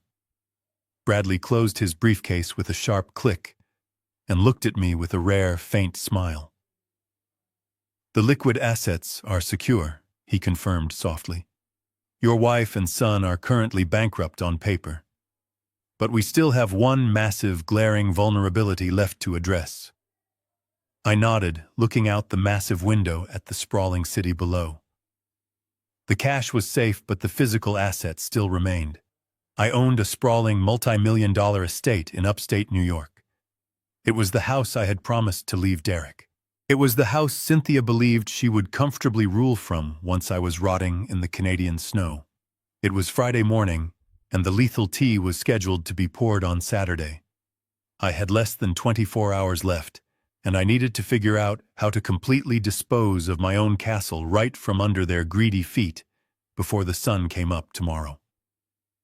The solution to my real estate problem was already waiting for me in a securely encrypted file folder resting on the expansive mahogany conference table. Harrison, the incredibly astute lead attorney, had fully anticipated my urgent need to completely liquidate my massive physical assets without triggering any immediate alarms or public property transfer notices. If Cynthia accidentally intercepted a county registry notification, her carefully laid plans would instantly accelerate. Harrison pulled out a fresh, thick stack of legal documents, the premium paper feeling crisp and intimidating under the bright fluorescent lights of the boardroom. This was the master deed transfer for my home, the sprawling multi-million-dollar estate in upstate New York that I had meticulously designed and built entirely from the ground up. The property was to be sold immediately at a strictly fair market value to an anonymous limited liability company. This anonymous corporate entity was, of course, entirely owned and tightly controlled by the newly established Pediatric Hospital Trust. The funds to purchase the home would be drawn directly from the trust, and the physical house itself would be permanently absorbed into their extensive endowment portfolio. From a strictly legal standpoint, the transaction was entirely bulletproof. It was a private, unlisted corporate buyout that would leave absolutely no visible trace for anyone looking to challenge my financial standing. But successfully selling the massive house was only the first delicate part of the legal maneuver. If Cynthia suddenly noticed moving trucks pulling into the driveway, or if she received a formal eviction notice in the mail, she would instantly realize I was onto her lethal scheme. Therefore, Harrison calmly presented me with a secondary, highly unconventional document. It was a standard, legally binding residential lease agreement. I was officially renting my own beloved home back from the anonymous trust. I would pay a fixed monthly fee to the corporation just to continue living in the exact same master bedroom where my treacherous wife was currently sleeping. I took the heavy gold fountain pen and deliberately signed the property deed over, legally stripping myself of the very roof over my head. Then, without a single moment of hesitation, I signed the tenant lease agreement. In a matter of mere minutes, I transformed from being the absolute undisputed king of my own castle to a mere temporary occupant, a lowly renter in the magnificent halls I had built with my own two hands. I left the towering glass skyscraper in Manhattan just as the afternoon traffic began to clog the city streets. The ride back to upstate New York felt remarkably peaceful, my mind clear of the anxiety that had plagued me for days. When the town car finally pulled into the long winding driveway of my estate, the late afternoon sun was casting long golden shadows across the meticulously manicured lawns. I stepped out of the vehicle and walked slowly up the wide stone steps leading to the grand entrance. I unlocked the heavy oak door and stepped into the expansive foyer. The house was dead quiet.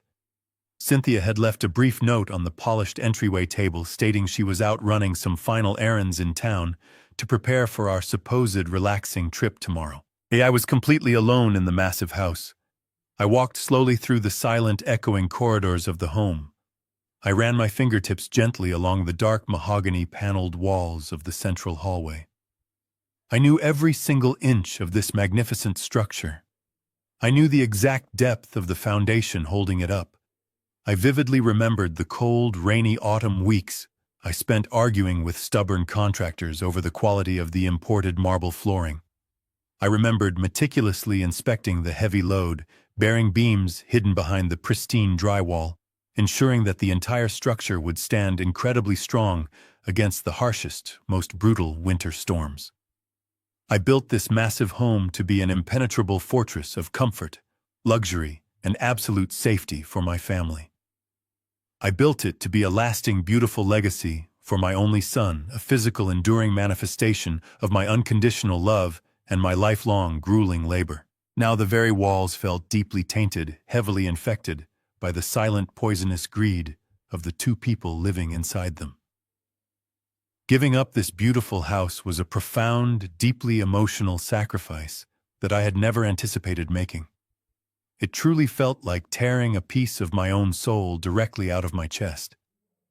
But as I stood alone in the center of the grand, formal living room, looking up at the high vaulted ceiling and the massive crystal chandelier catching the fading amber sunlight, I felt absolutely no regret whatsoever. Sometimes a king has to willingly burn his own kingdom to the ground in order to trap and slaughter the vicious traitors hiding inside the castle walls. The expensive stone and the rare wood meant absolutely nothing if the people breathing the air within them were actively plotting my cold-blooded murder. I was willingly reducing my entire kingdom to invisible ashes so that Cynthia and Derek would inherit nothing but the cold, unforgiving reality of their own horrific actions.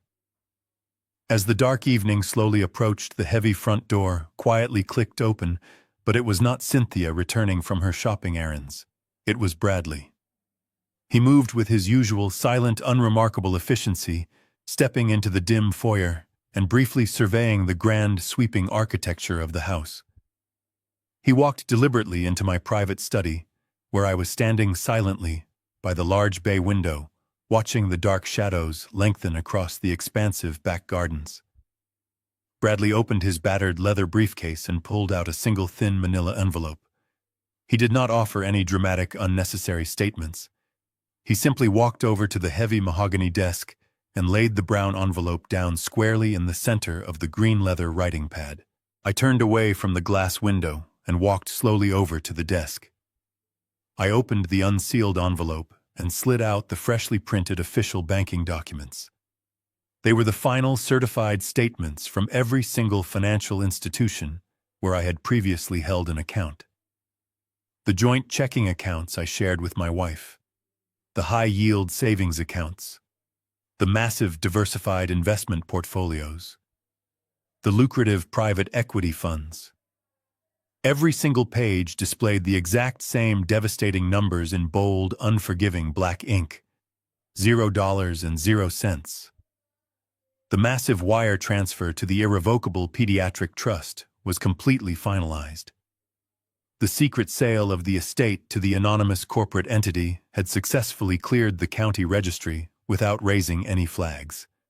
The money was securely locked away forever, far beyond the greedy reach of any corrupt psychiatrist, any murderous wife, or any desperate, debt-ridden son. Bradley stood quietly near the open doorway of the study, his hands clasped neatly and professionally in front of his gray suit. He looked directly at me, a rare flicker of genuine, profound respect cutting through his usual stoic, emotionless demeanor. "It is done, Richard," he said, his voice remarkably smooth and incredibly calm in the quiet, shadowy room. "You are practically broke on paper." I thanked Bradley and watched him slip out the back door, melting into the night. I was a man with no money and no home, yet I had never felt more powerful. I went upstairs, slipped into bed beside Cynthia, and closed my eyes. The sun rose on Saturday morning, carrying with it a heavy, suffocating atmosphere that settled over the entire estate. Today was the day of our supposed romantic getaway to the freezing Canadian wilderness. Today was the day they planned to drug me into a coma, steal my life, and leave me to rot in an abandoned hunting shack. I woke up early, moving with a deliberate, measured slowness. I did not dress in the heavy winter wool or the thick flannel shirts one would expect for a cabin retreat. Instead, I carefully put on a sharp, dark navy suit. I chose a crisp white shirt, a conservative silk tie, and polished my leather shoes until they gleamed. I was not dressing for a vacation. I was dressing for a corporate execution. When I walked downstairs into the kitchen, the air was thick with a frantic, malicious excitement. Cynthia was bustling around the marble countertops, aggressively packing small travel bags with snacks and supplies. Her movements were sharp and highly erratic. Her eyes were bright, dilated with the greedy anticipation of a predator about to secure its kill. She stopped dead in her tracks when she saw my attire, a flash of genuine confusion crossing her perfectly made-up face. She looked at my polished shoes, then up to my silk tie. "Richard, darling." "What on earth are you wearing?" she asked, her voice tight with forced sweetness. "We are driving up to a rustic cabin in Quebec. You cannot wear a tailored suit into the woods. You will freeze." I offered her a gentle, completely vacant smile. "Oh, you know me, Cynthia. I just wanted to look nice for our special trip.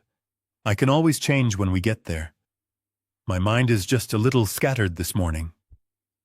She accepted the excuse immediately, her lips curling into a satisfied smirk. She turned her attention back to the stove where a silver kettle was beginning to whistle loudly. "I am making your special morning tea," she announced, pouring the boiling water into a delicate porcelain cup. "I added extra honey and a special herbal blend to help you relax during the long drive. You have been so tense lately, and I just want my handsome husband to sleep peacefully on the way up." I knew exactly what was in that special herbal blend. It was the massive lethal dose of lorazepam she had discussed with the border smuggler.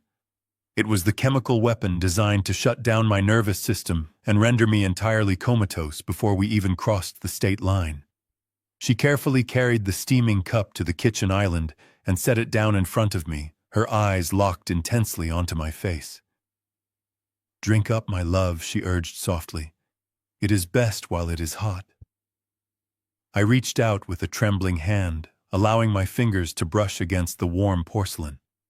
"It smells wonderful," I murmured, "but let it steep for just another minute.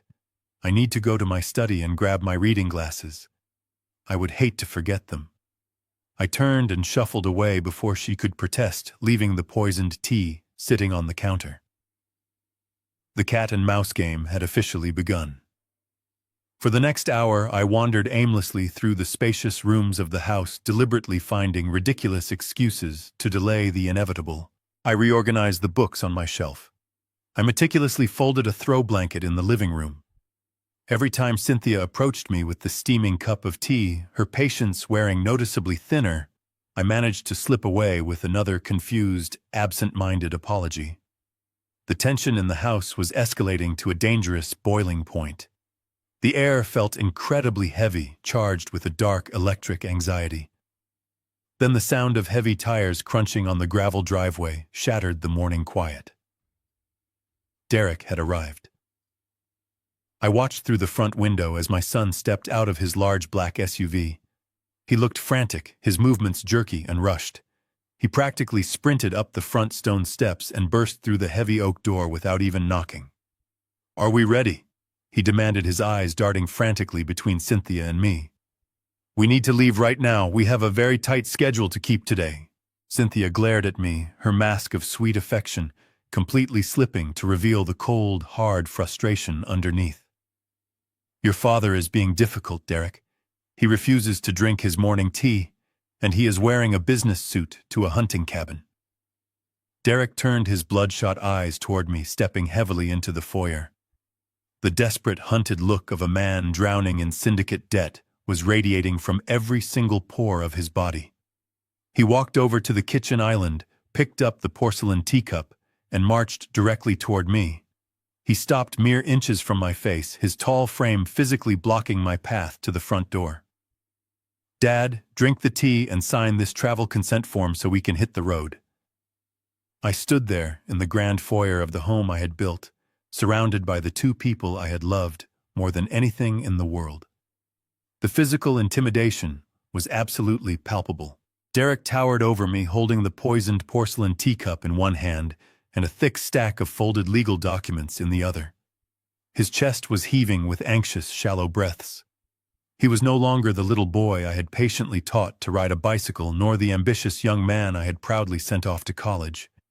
He was a desperate, cornered animal, entirely willing to sacrifice his own father's life to escape the violent consequences of his own terrible financial choices.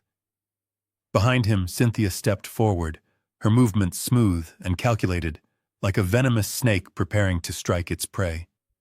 She glided across the polished hardwood floor and gently placed her hand on my shoulder, physically guiding me toward the heavy leather armchair sitting in the corner of the room. I allowed myself to be moved without a fight. I dragged my feet across the carpet, letting my knees buckle slightly, playing the role of the defeated, exhausted old man right up to the very last possible second. I sank deeply into the soft leather cushions, letting out a long, ragged sigh of manufactured surrender. Cynthia stood on my left side, resting her perfectly manicured hand on the arm of the chair. Derek stood directly in front of me on my right side, effectively boxing me in. There was absolutely no avenue for physical escape, which was exactly how they wanted it. Derek set the teacup down on the small wooden side table next to me. The bitter chemical smell of the concentrated lorazepam wafted up into my nostrils, mingling sickeningly with the sweet scent of the honey she had heavily poured in to mask the poison. Then Derek unfolded the paperwork. He did not hand it to me to read. He simply placed the thick stack of papers directly onto my lap, making absolutely sure the signature line on the final page was perfectly exposed. He pulled an expensive silver pen from his suit jacket pocket and thrust it aggressively toward my chest. "It is just a standard travel consent form, Dad." Derek lied smoothly, though his voice was betraying a subtle, undeniable tremor of pure panic. "You know how the Border Patrol can be with elderly travelers. They just need to know you are crossing into Canada willingly, and that Cynthia has the medical authority to make healthcare decisions for you if you get sick during the trip. Just sign your name right there on the bottom line." I slowly reached out with a trembling hand and took the silver pen from his tight grasp. I looked down at the documents resting heavily on my lap. I did not need to put on my reading glasses to see exactly what they were. The bold black text printed at the very top of the page was completely unmistakable. It did not say anything about travel consent or Canadian Border Patrol regulations. It read in absolute, terrifying legal clarity: durable power of attorney and absolute surrender of medical guardianship. And right there, stamped heavily in the bottom corner of the final page, was the fraudulent official medical seal of Dr. Julian Vargas. This was the kill shot. This was the exact piece of paper that would legally transfer my $6 million estate directly into Cynthia's greedy hands the very moment I was locked in that freezing Canadian basement. They had meticulously orchestrated this entire morning to force my signature under intense duress, ensuring the document was fully executed before the heavy sedatives completely shut down my brain and rendered me unconscious. I sat perfectly still, holding the pen hovering just a single inch above the crisp white paper. The silence in the room was absolute, deafening, and incredibly heavy. I could hear the rapid, anxious breathing of my son standing over me. I could feel the intense, burning stare of my wife boring into the side of my head. They were holding their breath, waiting desperately for the final, triumphant conclusion to their monstrous, unthinkable conspiracy. "Just sign it," Richard, Cynthia whispered. Her voice had dropped its fake, sugary sweetness entirely. It was cold, incredibly sharp, and dripping with poisonous authority. "Just sign the paper. It is for your own good. We are going to take very good care of you." I looked at the sharp tip of the silver pen. I looked at the dark ink waiting to spill onto the page and sign my entire freedom away forever. I thought about the desolate, snow-covered woods of Quebec. I thought about the violent smuggler waiting patiently at the border, ready to toss my unconscious body into a lightless freezing room to die alone. I thought about the sheer, unadulterated cruelty required to look a loyal husband and a devoted father directly in the eyes and actively lead him to his own brutal execution. The tension in the room was stretched so incredibly thin, it threatened to snap the very fabric of reality. Derek stepped 1 inch closer, his large shadow falling completely over my face.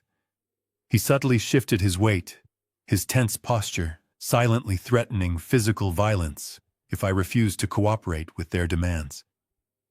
"Dad," he demanded, his tone dropping into a dangerous, commanding growl. "Do not make this harder than it needs to be. Drink the tea and sign the paper. Now. I took a slow, deep breath, letting the cold air fill my lungs completely. The time for hiding was officially over. The time for playing the weak, confused victim had completely expired. I gripped the silver pen tightly in my right hand, feeling the solid, heavy metal pressing against my fingers. I lowered my hand. I pressed the tip of the pen firmly to the paper. I pressed the tip of the pen firmly to the paper. The metal nib dug into the crisp white surface, threatening to pierce right through it. Derek leaned in closer, a hungry, desperate anticipation radiating from his entire body. He was waiting for the ink to flow. He was waiting for his massive debts to be erased by the stroke of my hand. Cynthia held her breath, her eyes locked onto my trembling fingers, silently celebrating her imminent, flawless victory. But the ink never flowed. Instead of dragging the pen across the dotted line to sign away my life, my sanity, and my freedom, I tightened my grip. I wrapped my thick, calloused fingers around the polished silver barrel of the expensive pen. With a sudden, incredibly violent twist of my wrists, I snapped the thick metal pen completely in half. The sharp, loud crack echoed through the grand foyer like a gunshot. A thick spray of dark blue ink exploded outward violently, splattering across the fraudulent guardianship documents and staining the front of Derek's pristine white dress shirt. Derek gasped instinctively, stumbling backward, his hands flying up to his ruined clothing. "What the hell are you doing?" he shouted, his voice cracking with a sudden mixture of confusion and intense anger. "You are ruining the legal paperwork." I did not answer him. I did not offer a single trembling apology. Instead, I placed my hands flat on the solid armrests of the heavy leather chair, and I slowly stood up. The fragile, hunched, and severely confused old man they had been cruelly tormenting for weeks instantly evaporated into the thin morning air. I straightened my spine, pulling my broad shoulders back, rising to my full imposing height. I am a tall man, and standing perfectly straight, I easily towered over my terrified son. The fake, trembling weakness in my knees was completely gone. The vacant, cloudy stare in my eyes vanished, replaced by a cold, penetrating glare that felt like absolute freezing steel. I looked down at the small wooden side table holding the delicate porcelain teacup, which was filled to the brim with the heavy lethal dose of lorazepam. Without breaking eye contact with my son, I raised my polished leather shoe and kicked the table as hard as I possibly could. The solid wood splintered loudly. The table crashed violently to the hardwood floor. The porcelain cup shattered into 100 jagged pieces, sending the warm, poisoned, honey-scented tea splashing directly onto Cynthia's expensive designer shoes. Cynthia let out a sharp, terrified shriek, jumping backward clumsily to avoid the spreading puddle of drugged liquid. She looked up at me, her dark eyes wide with absolute, unadulterated shock. The sweet, patronizing mask she had worn so flawlessly for the past few months completely melted off her face, leaving behind nothing but raw, naked panic. She opened her mouth to speak, perhaps attempting to spin another desperate web of lies, or to ask me if my aging mind was playing cruel tricks on me again. But I did not give her the chance to utter a single deceptive syllable. I took a slow, highly deliberate step toward her, closing the distance between us, until I was standing entirely within her personal space. I looked dead into her wide, calculating eyes, piercing right through her treacherous soul. When I finally spoke, my voice was not thin, raspy, or weak. It was incredibly deep, highly resonant, and overflowing with absolute terrifying authority. And I did not speak to my wife in English. I spoke with the flawless, perfectly accented pronunciation of a young, vibrant man who had spent 5 incredible years living and working on the bustling streets of Paris. Tu pensais vraiment qu'un ingénieur qui a construit des ponts à Paris ne comprendrait pas le mot tutelle, Cynthia? I paused, letting the beautiful, deadly language wash over her horrified face before translating it into English with a low, menacing whisper. Did you really think an engineer who built bridges in Paris would not understand the word guardianship, Cynthia?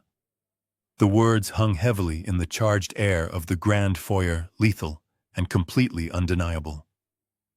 Cynthia was holding a crystal glass of sparkling water in her left hand, likely preparing to toast her imminent financial victory. The very moment the perfect, flawless French syllables left my lips, her fingers went completely numb. The heavy crystal glass slipped right from her trembling grasp and hit the hardwood floor, exploding into a glittering shower of sharp shards. The sharp, violent crashing sound punctuated the absolute suffocating silence of the room. She stood entirely paralyzed, staring at me as if I had just risen directly from the dead to drag her into hell. All the color instantly drained from her perfectly contoured face, leaving her looking like a hollow, terrified ghost. She understood exactly what my French words meant. She realized in that one single devastating moment that I had heard every single syllable of her secretive, venomous phone call in the freezing, isolated woods of Quebec. She realized that I knew absolutely everything about the international border smuggler, the abandoned hunting shack, and the deadly frozen tomb she had so carefully prepared for me. Beside her, Derek turned completely ghost white. His jaw dropped open, and his eyes darted frantically between his trembling mother and my unyielding face. He took another desperate step backward, his legs shaking uncontrollably under the crushing weight of sudden reality. The sheer magnitude of their complete and utter failure was crashing down upon them both right now. I stood there watching their arrogant, greedy world shatter into a million irreparable pieces. The dark nightmare was finally completely over. I looked at the shattered glass on the floor, then at the spilled tea soaking into the wood. Every single trace of their power was completely gone. The hunted old man was dead, and the man who stood in his place was ready to deliver the final crushing blow. Cynthia opened her mouth again, her lips trembling as she desperately searched for a lie to save herself. But I raised my hand, silencing her with a single sharp gesture. I did not want to hear another word falling from her mouth. I reached into the inner pocket of my tailored navy suit jacket and pulled out a thick, pristine white envelope bearing the embossed seal of the Johns Hopkins Medical Board. I tossed it directly onto her lap, letting it land heavily against her silk dress. I watched her stare down at the official document, as if it were a venomous snake preparing to strike. That is a certified, legally notarized neurological and psychiatric evaluation from the top medical diagnostic board in the country. I told her, my voice echoing powerfully in the silent foyer. I spent 3 agonizing days this week taking every complex cognitive test known to modern medicine. The brilliant doctors unanimously declared that my brain is actively functioning at the exact same level as a healthy 50-year-old man. Dr. Julian Vargas and his blatantly fraudulent guardianship papers are now completely worthless. If you ever try to present that forged garbage to a presiding judge, my elite legal team will have both of you indicted for severe medical fraud and criminal conspiracy before you can step out of the courtroom. Cynthia continued to stare at the heavy envelope resting on her lap, her breathing growing increasingly shallow and erratic. She looked trapped, paralyzed by the sheer crushing weight of her own rapidly collapsing scheme. I slowly turned my undivided attention away from her trembling figure and focused entirely on my son. Derek was leaning heavily against the edge of the kitchen island, clutching his chest tightly, as if experiencing a massive heart attack. I reached into my warm coat pocket once more and extracted a secondary, much thinner manila envelope. I took a slow, deliberate step toward him and threw the printed pages directly into his chest. The loose papers scattered out of the folder, fluttering down gracefully to the polished hardwood floor around his shoes. "Pick them up, Derek," I commanded coldly. "Look closely at the laboratory results printed on those pages. That is a comprehensive toxicology report, sourced directly from a secure private chemical testing facility. They systematically tested the special blood pressure medication your stepmother lovingly handed to me every single morning. They found massive, highly concentrated doses of lorazepam meticulously packed inside the tampered gelatin capsules. She was actively poisoning me to chemically simulate the tragic symptoms of advanced dementia, and you stood by and watched her do it. You were willing to let her fry my brain just so you could legally sign me away into a freezing basement in Canada. Derek stared down at the scattered laboratory reports on the floor, his bloodshot eyes widening in absolute horror. He knew he was finally caught. He knew the physical evidence lying at his feet was completely insurmountable. He began to shake violently, his sweaty hands pulling frantically at his dark hair in a pathetic display of crushing despair. But I was nowhere near finished destroying their lives. The medical clearance and the toxicology reports were just the preliminary tactical strikes. It was now time to deploy the final financial devastation. I reached into the breast pocket of my suit one last time and pulled out a heavy stack of recently certified bank statements. These were the exact documents my forensic accountant, Bradley, had personally delivered to me the previous night. I walked over to the shattered remains of the wooden side table and dropped the heavy stack of papers right into the center of the tea-soaked mess. I looked deeply into my son's terrified eyes and delivered the fatal blow without a single ounce of hesitation. You wanted my money to pay off your mob debts, Derek. I paused, letting the terrifying mention of the violent criminal syndicate hang heavily in the quiet air. Well, it is gone. The house is sold. The accounts are empty. You are fighting over a corpse that has no gold. Derek gasped loudly, practically choking on his own shallow breath. He stumbled forward clumsily, desperately falling to his knees to snatch the ruined bank statements from the floor. He flipped frantically through the wet pages, his panicked eyes scanning the bold numbers. $0, 0 cents. Every joint account and investment portfolio was drained. I transferred every penny of my estate into an irrevocable pediatric charity trust. I explained, my voice completely devoid of pity. Even I cannot reverse the massive transfer. The money is securely locked away forever, serving a medical purpose. And this magnificent estate you are standing in, I sold it yesterday to an anonymous corporate entity. I am nothing but a humble tenant holding a residential lease. You have nothing left to steal from me. Your inheritance is instantly reduced to worthless dust. The devastating reality crashed down upon Derek like a massive tidal wave of terror. He dropped the bank statements, his hands shaking so violently he could barely keep himself propped up. Without my $6 million to pay off the ruthless loan shark syndicate, he knew he was officially a dead man. The violent criminals he owed money to would not care about his failed business schemes or forged documents. They only cared about extracting their missing $2.5 million, and they would eagerly collect their payment in blood. A primal, suffocating panic completely overtook him. He let out a raw, guttural scream of absolute desperation. His eyes rolled back with sheer madness, and his survival instincts kicked into a blind, animalistic overdrive. He looked at me, his own loving father, not with remorse but with the rabid hatred of a trapped beast facing his imminent slaughter.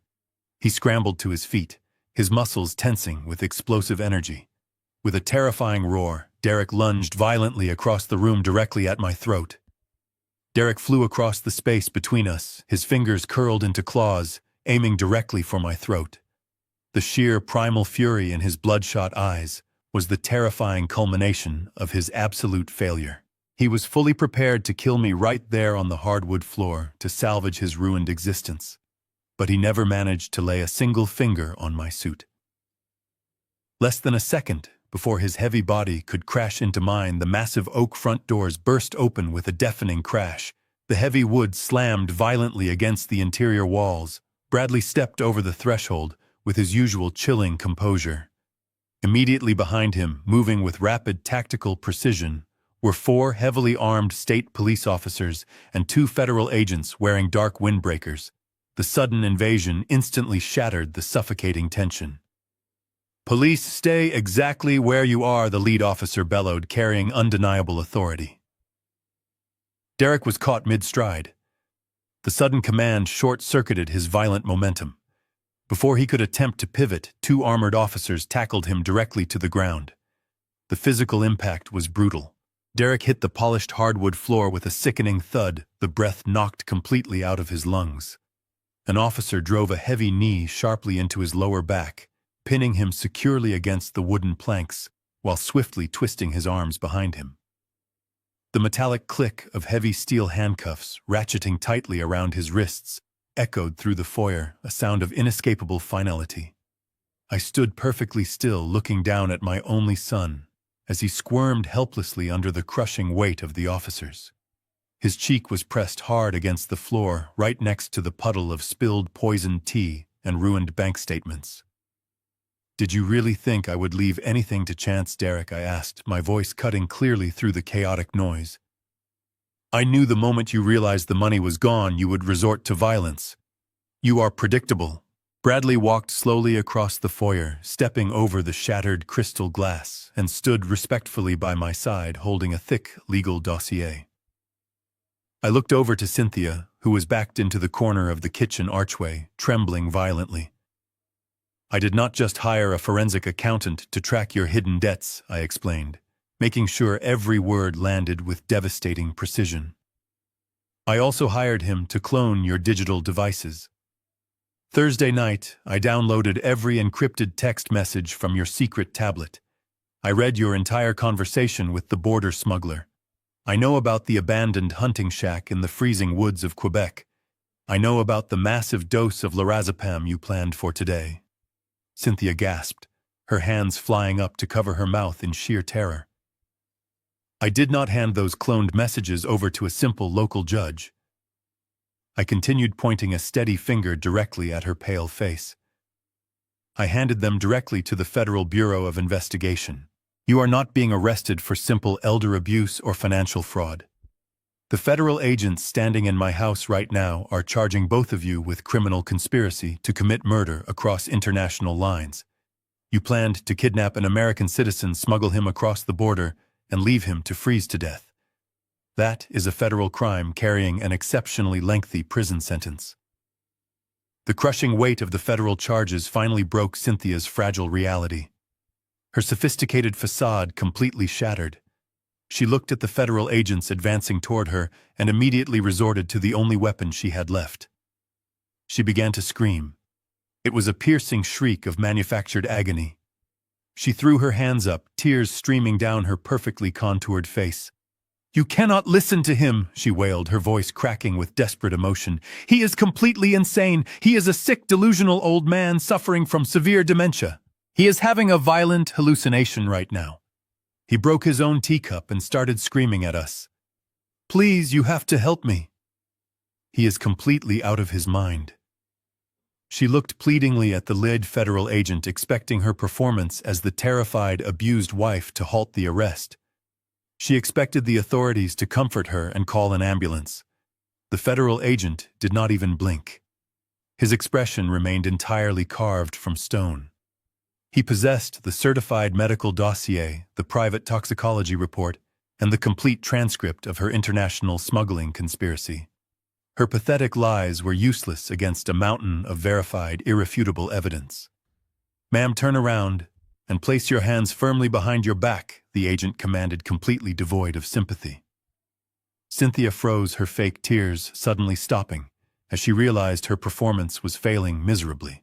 "No, you do not understand," she stammered frantically, backing away until her silk dress pressed against the marble counter. "I am his wife. I take care of him." The agent stepped forward, grabbed her wrists with uncompromising force, and swiftly spun her around. Cynthia let out a genuine scream of panic as her arms were wrenched behind her back.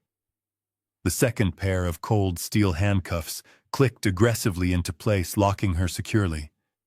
The beautiful woman who planned to rule my empire was now just a restrained criminal. "You have the right to remain silent," the agent began, his voice droning out the devastating Miranda warning. "Anything you say can and will be used against you in a court of law."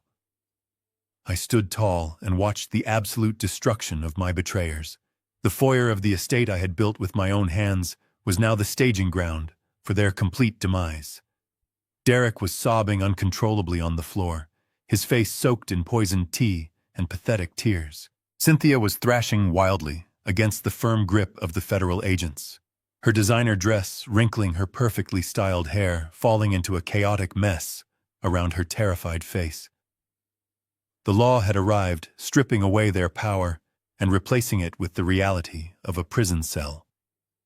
The federal agents hauled Cynthia to her feet, ignoring her frantic, pathetic sobs as they began to march her toward the wide-open front doors. I watched the woman I had shared 3 decades of my life with being led away in disgrace, her designer shoes stepping awkwardly over the shattered crystal and the spilled tea she had prepared for my demise. As she crossed the threshold, the heavy reality of the syndicate debt finally crashed over my son with full, uncompromising force. The heavily armored federal officers hoisted Derek up by his shaking arms, his knees scraping incredibly painfully against the cold, polished hardwood floor of the grand entrance. He was no longer trying to fight them. His entire body went completely limp with pure, unadulterated terror. He twisted his neck, straining against the firm grip of the armed police, his tear-soaked face turning desperately toward me. The artificial bravado he had worn just minutes ago was entirely gone, replaced by the broken, cowardly panic of a man staring directly into the abyss. "Dad," he screamed, his voice shattering into a raw, guttural sob that echoed violently off the high mahogany walls. "Dad, you have to help me. You cannot let them take me away. The people I owe money to, the syndicate, they are going to find out I failed. They do not care that I am in federal custody. They have people on the inside. They will kill me, Dad. Please, I am your only biological son. I am begging you. Please save me now. Please, Dad." His desperate pleas bounced off the cold, hard walls of my heart, without leaving a single dent. A week ago, those tears would have broken me. A week ago, I would have sacrificed everything I owned to protect my boy from harm. But the man standing before him was no longer the blind, loving father he had so easily manipulated. I slowly walked over to the antique wooden coat rack standing near the entryway. I lifted my heavy wool overcoat and slipped my arms into the sleeves with calm, measured precision. I reached up and took my dark gray fedora from the brass hook, settling it firmly onto my head. I turned back to look at Derek one last time. He was completely pathetic, kneeling in the ruins of his own malicious greed. The officers paused for just a brief moment silently, allowing me to deliver my final judgment. I looked deeply into his panicked, bloodshot eyes, completely void of any lingering parental warmth. I adjusted the brim of my fedora and spoke with a chilling, absolute finality. "Then you better hope the prison guards offer good protection, son." I did not wait for his reaction. I did not want to see his face distort in horror. I simply stepped over the massive puddle of poisoned tea and ruined financial documents, walking straight past my weeping son, without ever looking back. I walked down the wide stone steps of the grand estate for the very last time.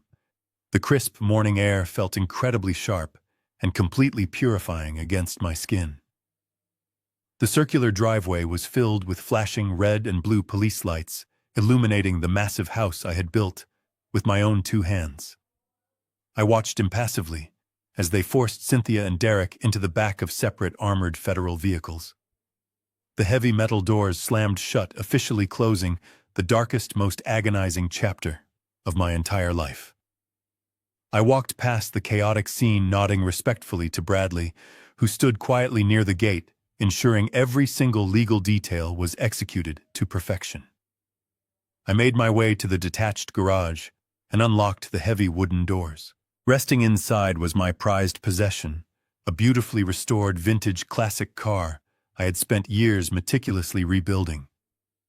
I slid onto the pristine leather bench seat, inserted the silver key into the ignition, and listened to the deep, powerful roar of the magnificent engine coming to life. I pulled out of the driveway, the tires gripping the asphalt, and turned my back on New York forever. I merged onto the southbound highway, watching the towering gray skyline slowly fade away in my rearview mirror. I drove for hours, leaving the bitter cold and the incredibly toxic memories far behind me. My destination was a quiet, sun-drenched coastal town in Florida, a place where the ocean breeze carried the promise of absolute peace. As the miles rolled by, a profound sense of satisfaction settled deep within my bones. The $6 million I had worked my entire life to accumulate was not sitting in a vault, and it was certainly not funding the lavish lifestyle of a murderous wife or paying off the gambling debts of a treacherous son. That money was already hard at work. It was building new wings in a pediatric hospital. It was buying advanced surgical equipment. It was saving the fragile lives of innocent children who actually deserved a fighting chance in this beautiful, complicated world we share. And the traitors who had plotted to throw my life away in a freezing Canadian basement were now sitting behind thick steel bars, facing decades in a maximum security federal penitentiary. They had tried to strip me of my wealth, my sanity, and my freedom. But as I rolled down the window of my classic car and let the warm southern wind rush through the cabin, I breathed in the sweetest, most intoxicating air I had ever known. It was the pure, glorious air of absolute, uncompromised freedom. I had orchestrated my own brilliant salvation, and I had done it flawlessly from start to finish. The dark shadows of my past could no longer reach me here. Blood doesn't make you family.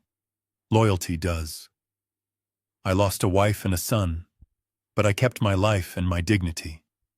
If you think I did the right thing, share this story. Stay strong and never let anyone take your power.